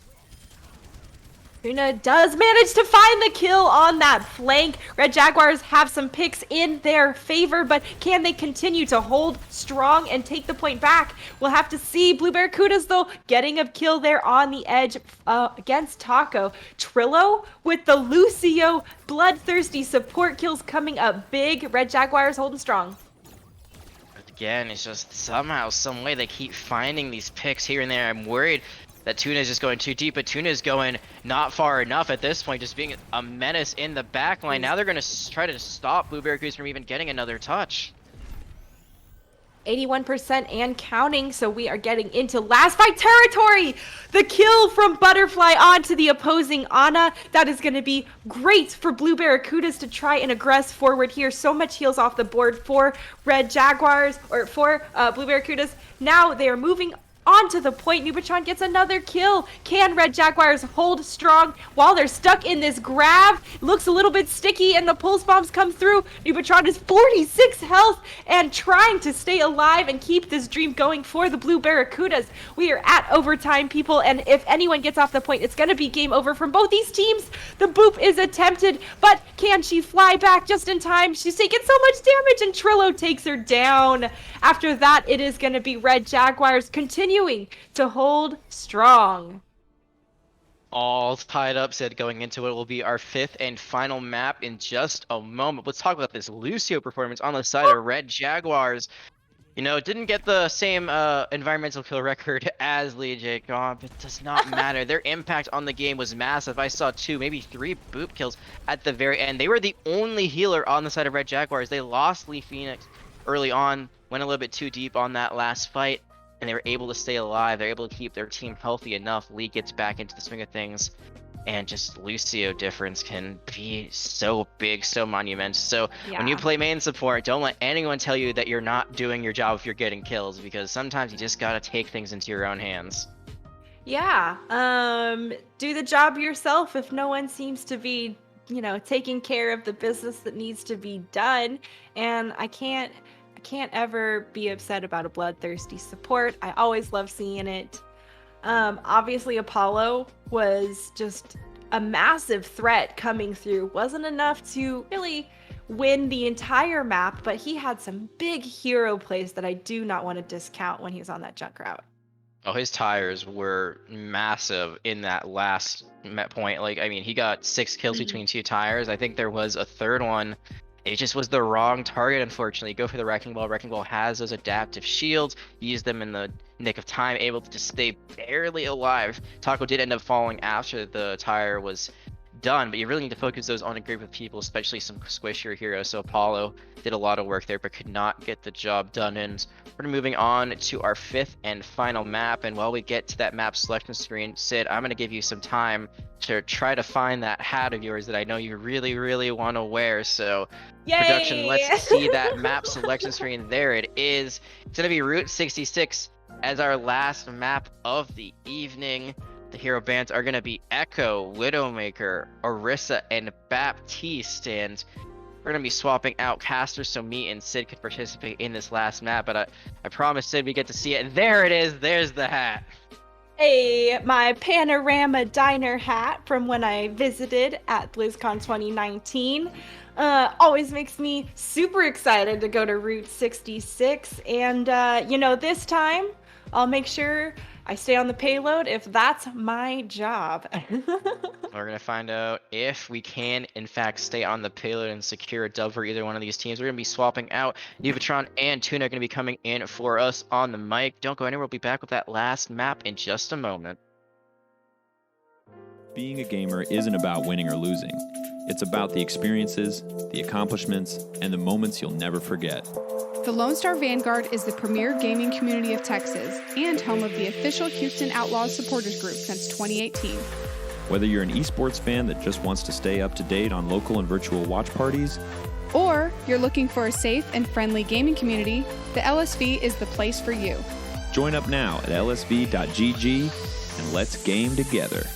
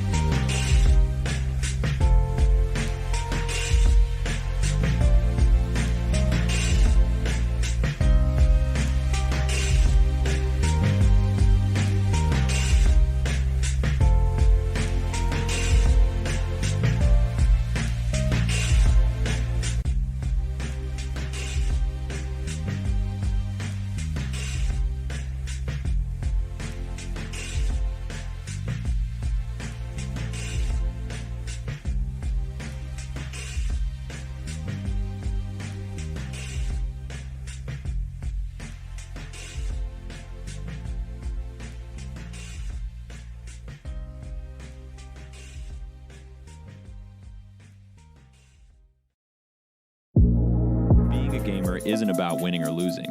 It's about the experiences, the accomplishments, and the moments you'll never forget.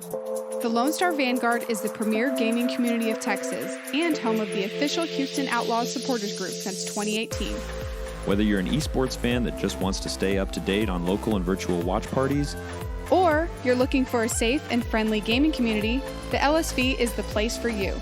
join up now at lsv.gg and let's game together. Being a gamer is... Hey everybody, how are y'all doing? Thank you so much for hanging out with us tonight for our first ever Pug Night, including crossplay. I think the star of the show tonight has definitely been Rented Mars 15. They have been joining us on over from console, so it's been great to see. Thank you guys for sticking around, seeing me throw. You might have seen that highlight reel where I solo shattered the Lucio on point, Li Yang Tower. Totally worth it. Tactical. The fact that we lost the fight is irrelevant. However, here we are. I'm Nubatron Prime, co-founder of the LSV, and I am joined by my good friend Tuna, and also panelist for the Outlaws Outpost. Tuna, how you doing, bud? Hello. I'm good. I feel victorious. The whole You were on the other side of the victory. I won. I will say the scoreline was a lot closer than it seemed, because I 100% threw that match. I wasn't trying to. I thought we were all trying to smile and have a good time. I figured I throw, you'll throw, but no, you guys decided to, take away all the fun part of it. Like, no cap, that was one of the most wild games I've ever played. That was so funny. And Apollo popped off too. He had 2 massive plays on Junkrat where he At least solo won that match, yeah. And we couldn't close it out for him. So Apollo, my captain, I'm so sorry. But I regret nothing, because when I solo shattered Trill, that felt great. When we were picking teams and Apollo was like, I want someone. And Kree's like, no. You guys are going to be way too good. Yeah. And so Apollo's like, why does this always happen to me? And then, but I'll say this, though. I'm super excited, though, because we finally get to see our casters in action. We have Jag and Waffles for Sid in on the action. Waffles for Sid will be on Jag's team, but at the beginning of the stream, she did mention how she wanted to play Route 66. So for this specific map, Jag picked a team, but we're playing Waffles' favorite map. So I'm excited. Love seeing our caster duos pop off. And hey, Jag won't admit it, but he likes to sweat a little bit during these pugs. I don't know if you guys know that or not. I've been on his team before, and he tells me, hey, we're trying to win here. And I'm all for it. So Ize picked the team for the Red Jaguars. I'm interested to see what's going to happen here, especially with these hero bands that we got going on. Which, by the way, Tuna, which are they? great question. I'm glad you asked. Echo, Widow, Orisa, and Bab. All banned. Okay. I like that. Echo, Widow, Orisa, Bab. So it's going to take a lot of stability out. No more Echo ults to, save the turning point. And no immortality field to worry about too. So without the Orisa and without the Bab, safe to say no bunker comp? Or yeah. Does the the Widow's out of there as well, but you still have you could still do double shield, right? You can still do Rhine Sigma. For now. Throw a Bastion on cart with a Mercy pocket, maybe a Moira or an Ana, and you can sustain for a while. So you got to be, pretty interesting to see what's going to go on here. Over here we have similar coming out. We have looks like a hybrid dive combos almost from the Blue Barracudas. You got the Winston, the Diva, and you got Sugar and Apollo on the Deadlock gang meta with McCree and Ash. Should we pause for Rainbow? Or well, Rainbow's attacking, so they should be fine. Rainbow's not picking a character. Well, it's okay. They have Badger, so they'll be fine, I think. You go, Badger's already quick 10% already. Okay. Well, Rainbow does end up picking a McCree. Badger getting aggressive, 5-on-6. Jumps up again, gets slept.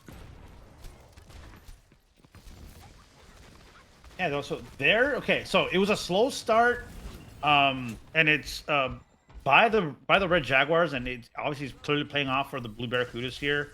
They didn't really get to set up quite the way that they wanted to, despite Badger's initial pick. It's interesting because the Blue Barracudas can set up and just use range to take advantage of this angle here. As opposed to the Red Jaguars have to kind of really play at the poke and commit resources. A big example there, Rainbow Dash coming in with the Doomfist, but without a little support, you can't really do too much. There's no bubble to come in and help him out. So they do invest a bomb into this fight. Looks like the offense is going to back off. Apollo getting a little aggressive up on the top right. Everyone's waiting for their next move. Rainbow Dash, he's on fire. He goes down to Apollo. Taco trying to capitalize on this fight. Badger getting aggressive. Takes out Apollo. There goes the Ash. D.Va, Ize, trying to get aggressive. Protect the team. Badger's in a bad spot here. Yeah, that's a Jag huge gets the nano. Yep. Huge nano. Ize. Yeah. Is it? There's so many divas. I don't know. Is there echo in the field? I can't even tell. Echo's bad, my lord. They're still fighting. It feels like the end of a long fight here. They have a primal on the defensive side, so let's see if that's going to come out. I think the story to talk about here is the sustain that came out of Young Gun and Waffles being able to keep up Jag up in that tunnel for so long. Investing the nano in it, but allowing Jag to stay up and really kind of make some space for their team. It's a bit of a reset here, but this fight is so weird. I'm gonna be honest. Fight. I'm trying to cast it and I can't. I'm like, it never ends. Trill invested a nano or a beat just to flex on him. I know it. Earlier he was like, "Oh, I should have dropped the beat just to flex on them." Just to show that I'm not scared. But Telepunk's going to come out with a Dragon Strike. Going to take over the payload. It's going to be a zoning ult. Oh, and guarding the health bag. Who was that? That was a great strategic play. That's not even a word. This honestly feels like the fight that never ends. So we'll see, despite the zoning Dragon ult, looks like the Blue Barracudas can still contest here. Sugar coming in on that Reaper, not going to do too much. But hey, it forced the Red Jaguars to use some ultimates here, right? So not a complete loss by the Blue Barracudas. Yeah. So one funny thing about Sugar, he was popping off all night, and but then, like, last game I was playing with him, he was like, "Oh, I can't aim! Why can't I aim?" And then after he was like, "Hey, man, do you have the VOD from that game? I've really played well." Or I want to see my play. But he had, like, high noon, like, every other play. It was kind of frustrating to play against. Jag's going to take a nap. Sleep here, taking a nap. Jag's probably in molding because he's, Oh! Taco says, "Get out of my..." I hate being body blocked. Is he gonna get any value out of this? We'll see how well it pays out for him. He's actually gonna jump up onto Apollo, put some pressure onto Rainbow Dash 2 in the top corner. Sugar walking from spawn, big, and now Taco gets that nano that Winston loves to get so much. Badger floating around. Taco gets a nice view of it. He's gonna try and go after the Apollo. Wait, where did Apollo? Nope, never mind. I got the players mixed up. Bob's going to come out, as Badger B would call him, Robert. That's a new one. I love that last night. And Jag's going to drop that bomb. Who's going to get? It's going to get D-Mech on the D.Va. And High Noon's coming out from Rainbow. And got get blocked by D.Va. And it looks like Rainbow Dash is going to get sent back to spawn. Noob. Yeah, Talk to me. Oh, wait. We're going to need to pause, I think. Did I see a PPP? Ooh, Rainbow Dash left the game. That would explain it. It looked like they were having some difficulty kind of connecting. This isn't the first time that we see a pause coming through, which is unfortunate. However, things happen. The good thing for us is that we have players on deck should Rainbow Dash not be able to reconnect. Yep. Okay, I gotta go. I'm gonna play. Are you really? No, I'm kidding. Oh, okay. I was like, am I gonna have to solo cast this?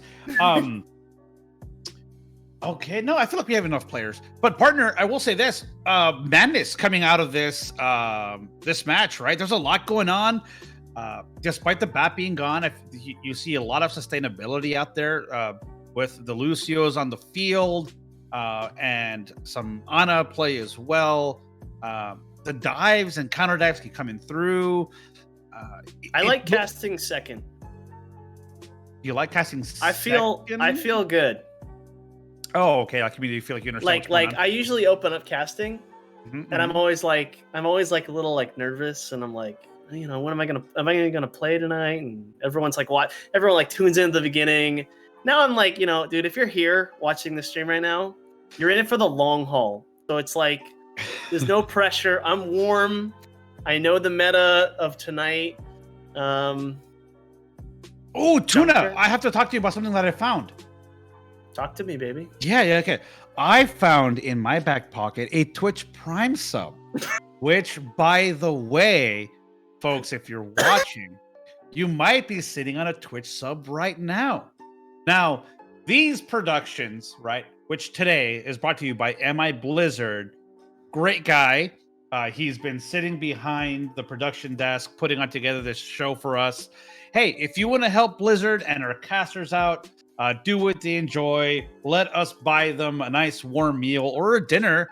Hey, use your Twitch Prime sub. Help us go ahead and provide some funds for these for these producers and these casters.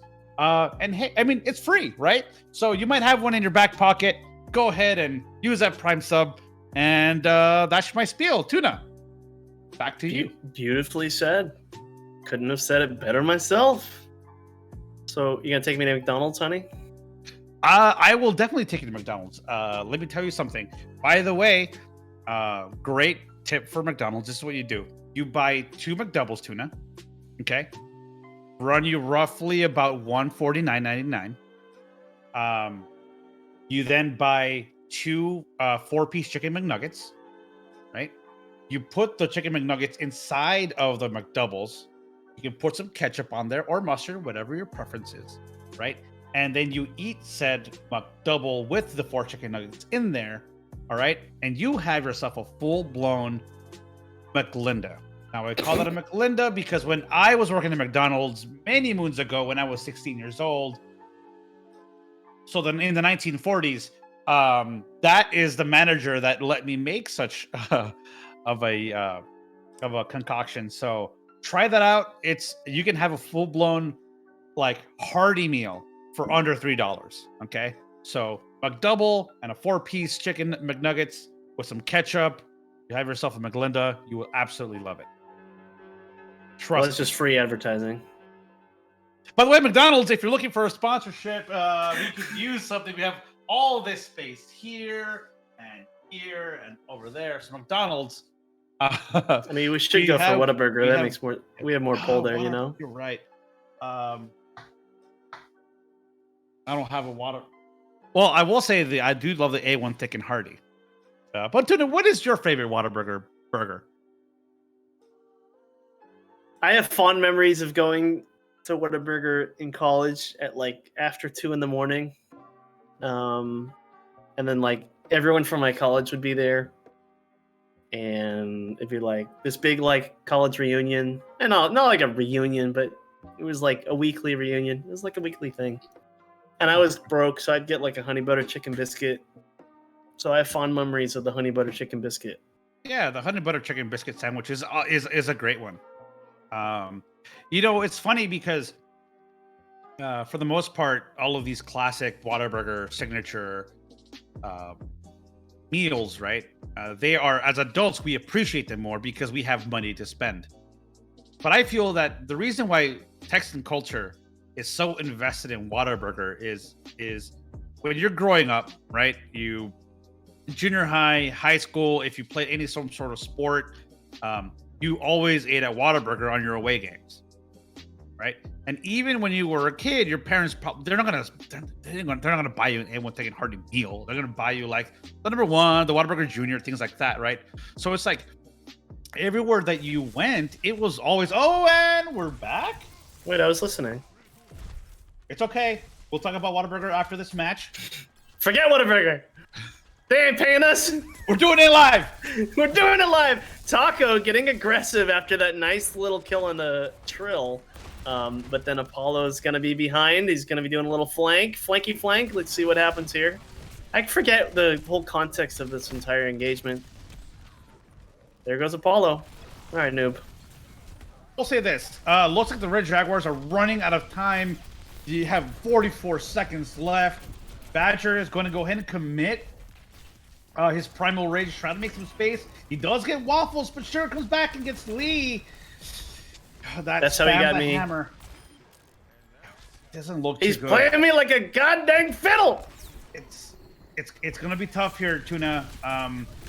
Easy's trying to make some space, trying to go ahead and save the peel, but is it gonna be enough? Who's Nano?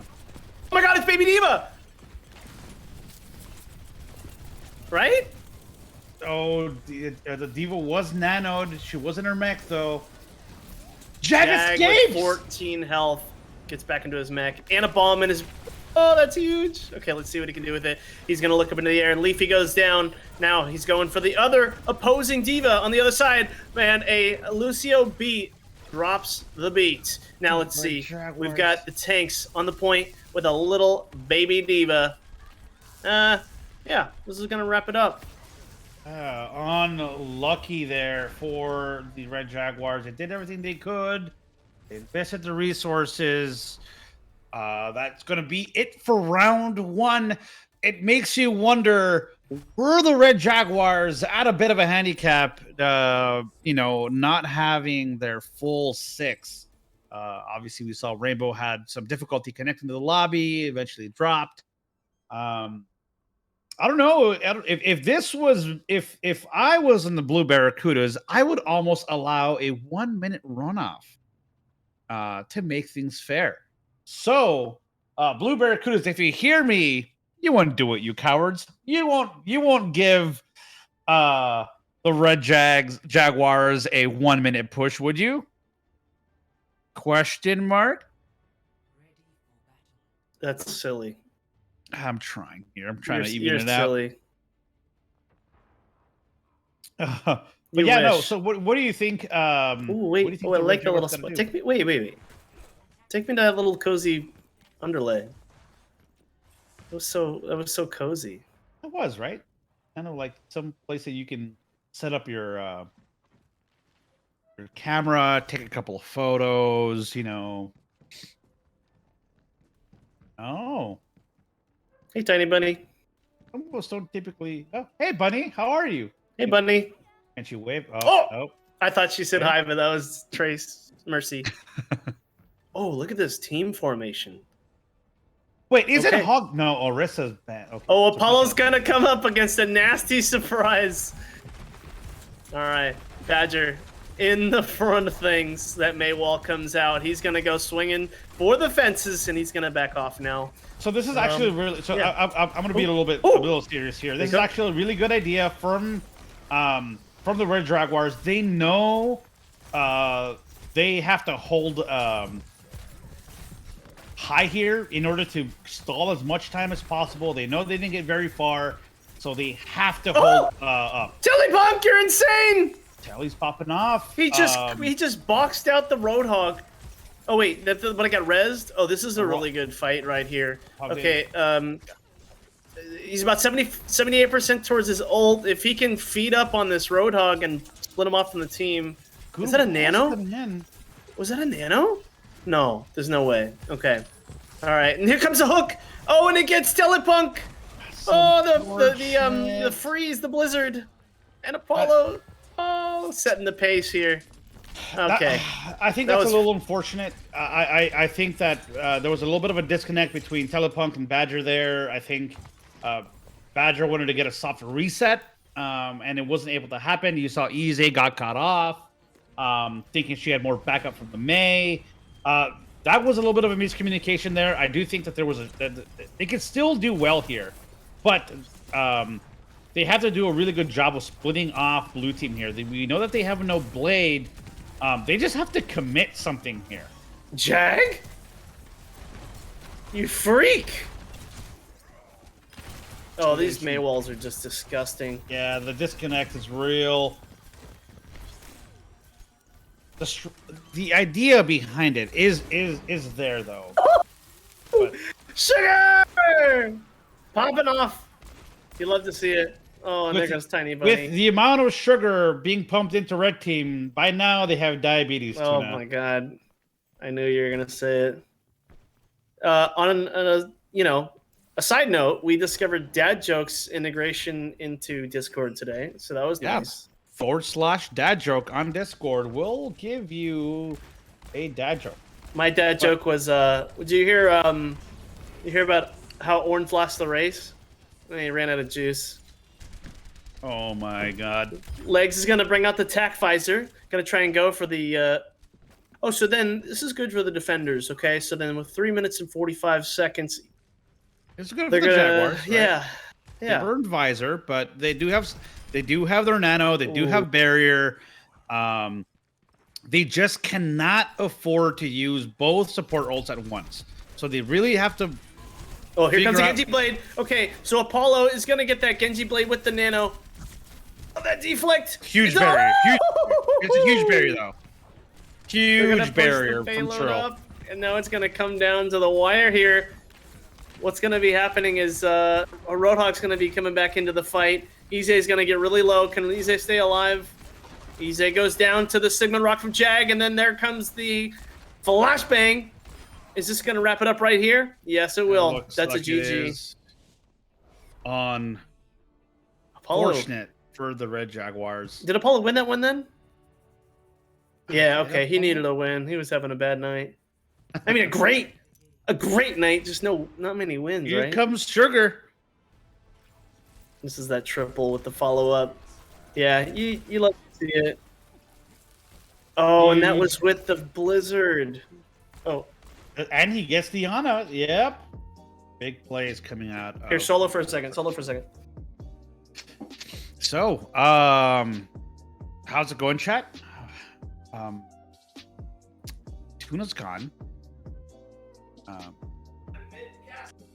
We can probably talk about. Oh, he's back. Okay, never mind. I was gonna try to think of something outrageous to think about. I'm back. Making sure. I'm just confirming. Tuna, we have to do a yeehaw for Ize. All right.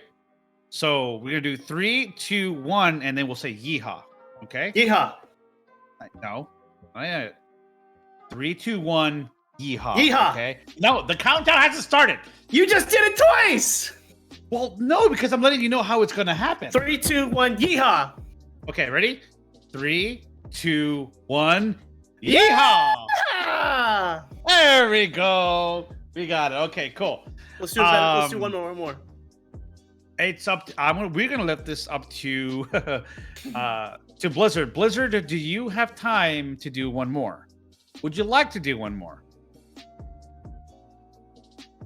Okay. Blizzard wants to do one more, so let's do one more. Blue Barracudas are up by 1. Can the Jaguars come back and tie it up? Let's go ahead and do it. Let me go ahead and let our lobby leader, Cree Rex, know. In the meantime, I believe we left off talking about Whataburger and how important it is for Texas culture. I will say this. For me, I played soccer throughout my entire life, right? And it was always, every away game, we stopped at Whataburger, right? Whether we won, whether we lost, it was always a number one. You couldn't tell, hey coach, I don't want any onions on it. Hey coach, I don't want tomatoes. It was a number one. all the way. You got Sprite, and that's all you had. But I'll tell you what, though, man. No, there's no better feeling than winning an away game against like your rival, your high school rival, right? It's been raining, it's been cold.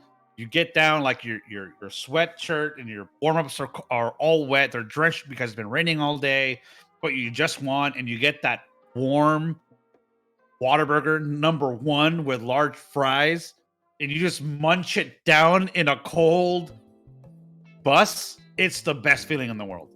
And I think that's why, like, no matter what anyone will say to me, Whataburger is #1, undefeated, because nothing can ever satisfy me the way that meal does, right? This is why you're not married. I mean, yeah, probably. But wait, what does that have anything to do with it? You're like, the girlfriend is gonna be like, it's Whataburger or me, and you're like, I choose Whataburger. Okay, well, first of all, if she has to come up with those crazy demands, clearly not the one for me. Fun fact, I asked Noob to marry me the other night, and you know what he said? This is true. You're not my type. And that hurt. That hurt. We won't get into the semantics of that. My offer still stands, honey. Bye, Waffles. Thank you so much for hanging out with us. Thanks for the hat. Thanks for the hat. Go get your dinner. Yeah, Blizzard does rock. MI Blizzard is our producer for the evening. Actually, you know what? We need a Blizzard. Do we have? Hold on. Let me get his Twitter handle. Do I have your Blizzard? Do I have your Twitter handle? We put it on the chat. People can go follow you. Twitter, MI Blizzard, maybe? Question mark? Aha! We do have it. Go follow Blizzard in chat, guys. I just posted it on there. Go follow him on Twitter. He's a great guy. Helps us out with a lot of stuff. And as you can imagine, you know, he needs all the support that we can give him. So, Hugger the producer today, Hugger Caster today. You know, they put in a lot of work outside of the scenes. I'll cop a follow. I got this notification today that said, I'm just sitting there, and it said, here is your confirmation text to change your Twitter password. And I was like, I didn't do that. So I changed my Twitter password today. Because someone got to my account. Yeah, guys, be careful with that stuff. Be very careful online. Do not use the same password for everything. Fair warning. That's true. I recommend that you have either a notebook or a spreadsheet somewhere that has a list of passwords for every single one of your sites. Because if not, you are going to be in for a world of hurt should one of them get hacked. It's happened to me once. I had to learn the hard way. Yeah, I had an Instagram account. It got legitimately just taken over overnight. I woke up and someone was like, there are like a bunch of models on your page. I'm like, what? And it labeled me like an athlete business. Tuna? Like, that's weird. What? Do you have a bunch of Instagram models on your account? Just one, baby. Just one. Who is it? Plug them. Me. Maybe if they're influencers, they can sponsor our stream. That's me. Wait, you're the Instagram model? Oh, okay. Yeah, dude. Not bad. This is what you're missing out on. Vogue. But anyways, so Tuna, how's your sex life? How's it going, man? What's I thought this was... We can go there, huh? Yeah, we're gonna go there. Hey, by the way, have you ever seen The Room? Oh, hi, Mark. How's it going? Yeah. I saw it. I saw the Disaster Artist at Alamo with the guy, Greg. Oh, okay, cool. He did like a Q&A. By the way, chat, if you have not seen The Room, please watch The Room. It is a phenomenon in the sense that like the actual movie itself was so outlandish, it doesn't make sense, but when you see it, you just understand it. it's yeah. I think everyone's seen it, right? I hope so. Oh, but Ize has a question for you, Tuna. Yeah, I'm not checking chat. What's up, Ize? How do you think the meta will shape out after the Echo and BAP nerfs? What's the Echo nerf? Her ult charge is slowed down significantly. That's a good question. I mean, we're talking Overwatch League, right? Or are we just talking like our games online? It's an experimental at the moment. So like, yeah, Overwatch League. I don't know. This stage was pretty nutty. Seeing Dallas lose at the end. I was watching that whole game and I'm like, dude, Dallas is gonna win. Dallas is gonna win. Dallas is gonna win. Dallas is gonna win. Yeah. Until that last run through a Junkertown, I'm like, oh my god, Dallas is actually gonna lose this. I do think they shouldn't have swapped off of what they were winning with. It just seemed like they kind of like lowered their game a little bit. But I'm dodging the question, which is, what's the meta gonna be out? I don't know. That's what I love about the league, is it always finds a way to like surprise me. Like, I think about a month ago, I was like, I hated Echo. I thought Echo was really stupid and silly and broken. And she's still broken, but like now I'm like playing Echo in my games, and I get how Echo works now. You like throw those bombs, you go for a couple headshots, you fly in, and then you finish with the beam. And like watching Fleta play really changed my outlook on Echo. I used to never pick Echo, and now I'm like insta-locking Echo when I play. I know Hitscan got like a nerf. Yep, I don't know. Got a small nerf. Ryan's coming back. Ryan was a big part of stage 1 too, so that's what I love. I think this is way better than last year, although last year was just a disaster nobody saw coming. I just feel like we're gonna see Rush again because Lucio, Moira, your Reaper, and your Sim didn't get nerfed, but you get your Rhine back, right? So I mean, barring something significant, I think we're gonna see a lot of Rush. Scrims Rose coming back into the map pool. That is true. The thing about Overwatch League Gibraltar is is also coming back into the map pool, so keep that in mind. but teams are scared to like stop running what's dominating, right? So like for sure, absolutely. even like remember, I mean, Goats had to get like removed like by force from the game. So we're gonna play King's Row right now. Wait, so which brings up the question to now, like, because of the fact that obviously like nerfs, you know, and can be so hit or miss. Kitty cat. Do you think that like map hero bans are the way to go? Maybe. Like, do you think that maybe like, like instead of banning a certain amount of heroes per stage, should we just not ban heroes per match, kind of like they're doing like in all these other mobile games or something? No, not tonight. I'm talking about the Overwatch League, right? Like, are you talking about? Yeah, but remember before the games, we were like, hey, who you banning? And we go back and forth. Do you think it like that per match? Yeah, absolutely. I mean, I think that is a good way to kind of spice it up a little bit.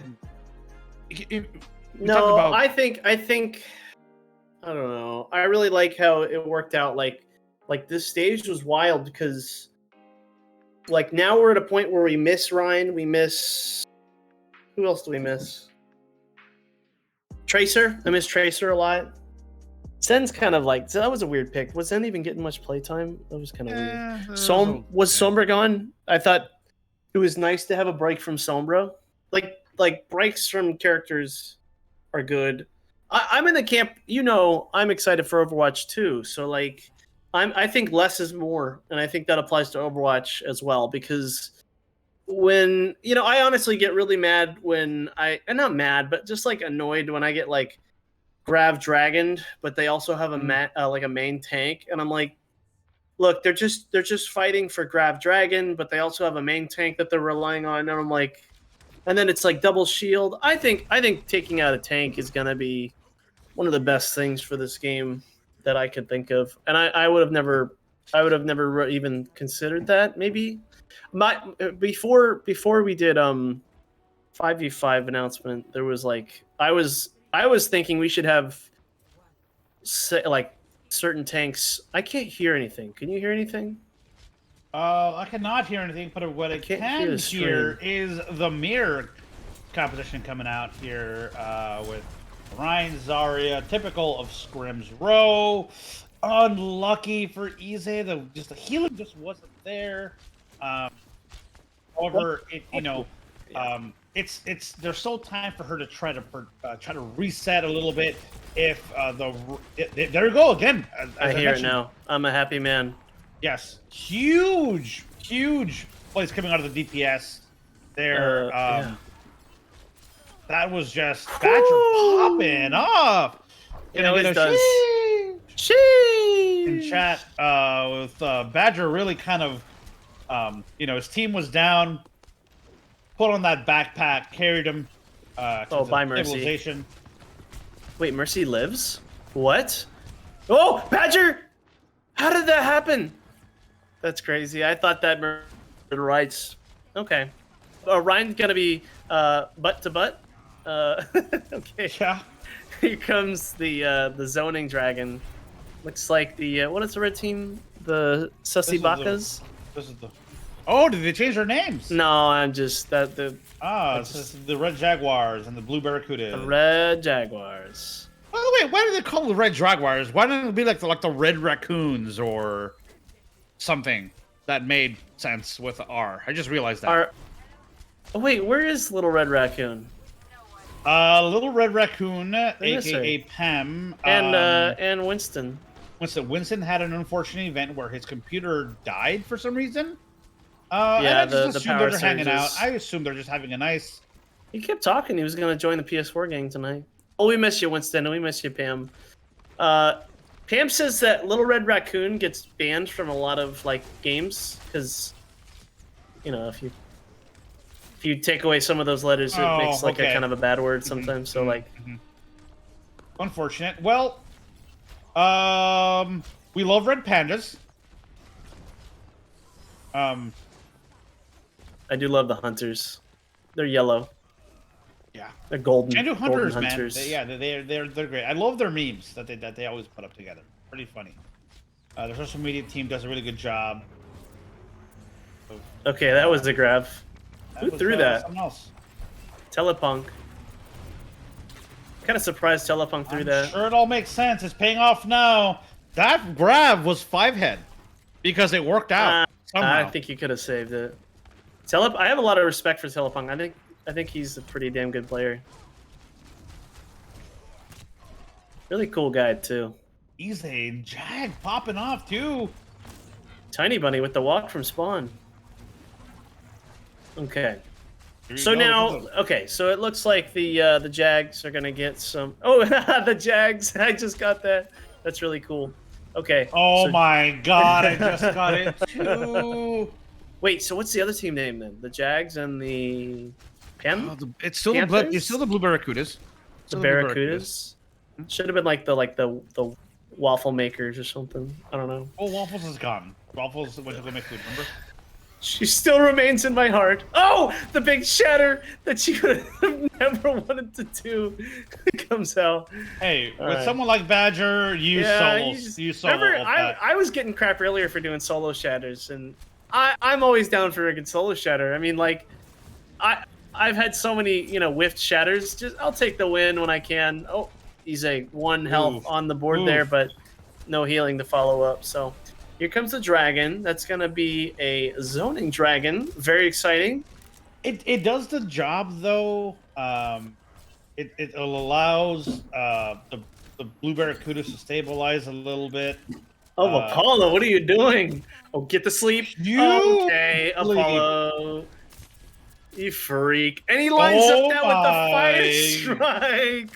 Young Gun, I hate to say it, buddy, but down. Sit down, bud. You know what? You said sex. I can say sit your ass down. It's late. It's Adult Swim. It's late night. Late night with the LSV on Thursday. It's a lot of fun. Like the Blue Barracudas finally stabilized. They know what they're doing. Grab. Oh. Coward. I don't know. I think it's gonna. I think The other night in my Hella game, Punk. I think I was playing comp with these guys, and we were gonna win this one easy. It was kind of a mismatch. So Sigma jumps up in the air on their team, and I have a grab, and I just yeet it up into the air, and I whiff it, and I've never whiffed a grab so hard, but it would have been. I don't know. Can you like hit a grab? Ooh, can you hit a grab mid-air on like a person, like a Pharaoh? if the grab connects with a person, it does Is not. it No. like It has to make contact with a surface. not a person? Correct. Woo! Okay, dude. Taco starting There's to two mold. fights happening at the moment, though. So this is just we kind of paused the game for a while, right? No, that was Route 66. Okay, it's like yeah. There's some disconnect here happening with the back line and the front line. This is just a nasty stagger. It's going to be happening here. Just We enjoy the gotta- game. Discord's acting a little funky. Yeah, no, Okay. it's just- Tony Bunny on her main Moira. Let's see. Okay, that coalescence. Okay, Badger. Ooh, That's just Wolf nasty. Dragger's coming That's just out, rude. but Got him. makes you wonder if maybe Jack should have held on to those dragons. Okay, Ellie's spectating. Okay. Coalescence still. Did we miss it? Nope. Nope. Yeah. It Oh, looks cool, like 2 picks though. Don't see 9. Don't see 9. yeah, it's hard to play into a coalescence like that. Well, they didn't have any ults. Oh, they had 2 picks though. They totally see 9. They fell back. They saw the Rhine pushing. They were up 2. They could have just committed. Yeah, that is unlucky. You know, this is Taco playing gave out them an just like the opening. last game. Wait, who won the last one? Was it Apollo? Apollo won. Yes. So the Red Jags won last game. Okay. So Yeah, it's good. We're running into the same scenario. So Apollo's team, they stopped around the same point on Dorado, right? Or no, Route 66. I mean, I'm sorry. They got around Yeah. that second checkpoint past the corner, and that was it. This map is kind of like a backwards Route 66, you flip it over on its side. Yeah, Think you about know, it. actually, Think about it. So Except the Junkbuck payload actually, is. Junkbuck, coach for the Houston Outlaws, actually hates this map. Yeah, you sat down with him the other night. I had a lovely conversation with him and Piggy. If you guys in chat missed that interview, I go actually ahead and missed look it. it up. Go ahead and look at the VOD here on our Twitch channel. We had a nice short conversation with them, and they have some pretty interesting takes about hero bans, map pools, favorite heroes, things like that. So go ahead and check it out on the VOD. You guys will definitely I need to love watch the that. interview. I've been working a lot. Okay, Badger's just disgusting. If he can get that Mercy, yep, there goes Mercy. Well, I mean, it's even right now. He's Is it? evening it up. Yeah, you're right. They're popping off. Oh, little 1v1 standoff. Oh, that's Oh, unfortunate. no. Badger, why are you that's playing just- Bastion? That's Why just is mean. he playing Bastion? That's just mean. Everyone, can we get booze in chat for Badger? Ooh, no Shame. fun. Shame. Shame. Shame. Shame. For shame. Bastion's crying right now. He really pulled out the Bastion. look at this. We got the casters booing Badger V for pulling out the Bastion. We got the games night coordinator. The B in talking Badger shit in B chat. stands for boo. The B in Badger B stands for boo. You're hilarious, dude. Oh. All right, Kitty. What do you want? Take over, noob. I'm gonna let this kitty. Let the kitty out. What do you want? All right, everybody. Welcome back to the Overwatch World Cup final here in Minneapolis, Minnesota. Looks like Easy pushing forward. Has a solo shatter for somebody, saving it, but going to hold it on for now. Wait for the team to regroup with her. Badger, how did he get there, by the way? But there is a flanking bastion set up on the high ground here on the catwalk. It's going to go ahead and... This is just what you call putting on a clinic, folks. This is actually... the Red Jaguars can't seem to figure out what to do. I'm learning a thing or two from Bastion B right now. The B stands for Bastion. Well, the problem is that the Red Jaguars are trickling in, and they're not going in together. He's putting on quite a show. Oh, no, no, no. Don't you do it. Wow, I'm amazed. Oh, Maybe I'm amazed. Now they're just BMing, I think. Oh! Oh, it was blocked though by Trill!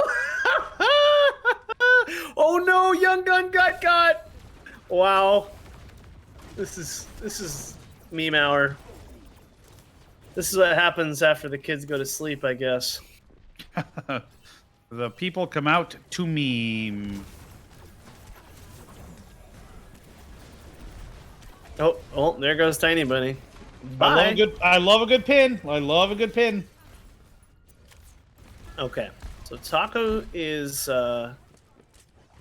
setting up in the back end. Badger seems to be set up in the middle. Jag gets booped? No, I guess. Yeah, by Apollo. Can't really call it boop, but you know what I mean. Oh, the sneaky little McCree play there. Okay. So Evil is actually a really good McCree. You can say that again. He's trying now. Yeah, he's trying. Here comes the sweat.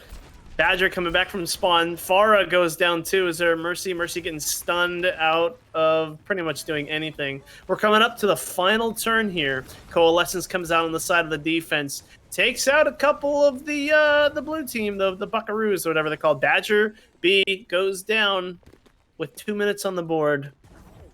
Not a lot to work with on the side of the blue. What are they called? The blue Barracudas. They have sound barrier coming up. They also have they also have their Bastion ultimate. But Ize has something to counter. They have the grab to go ahead and counter barrier, as well as the flanking Badger. Can they see him? Will they see him? Hopefully that Zarya knows what's going on here. Trill is like going to no man's land. That's actually, wow. Trill, what are you doing? Trill, what are you doing? Okay.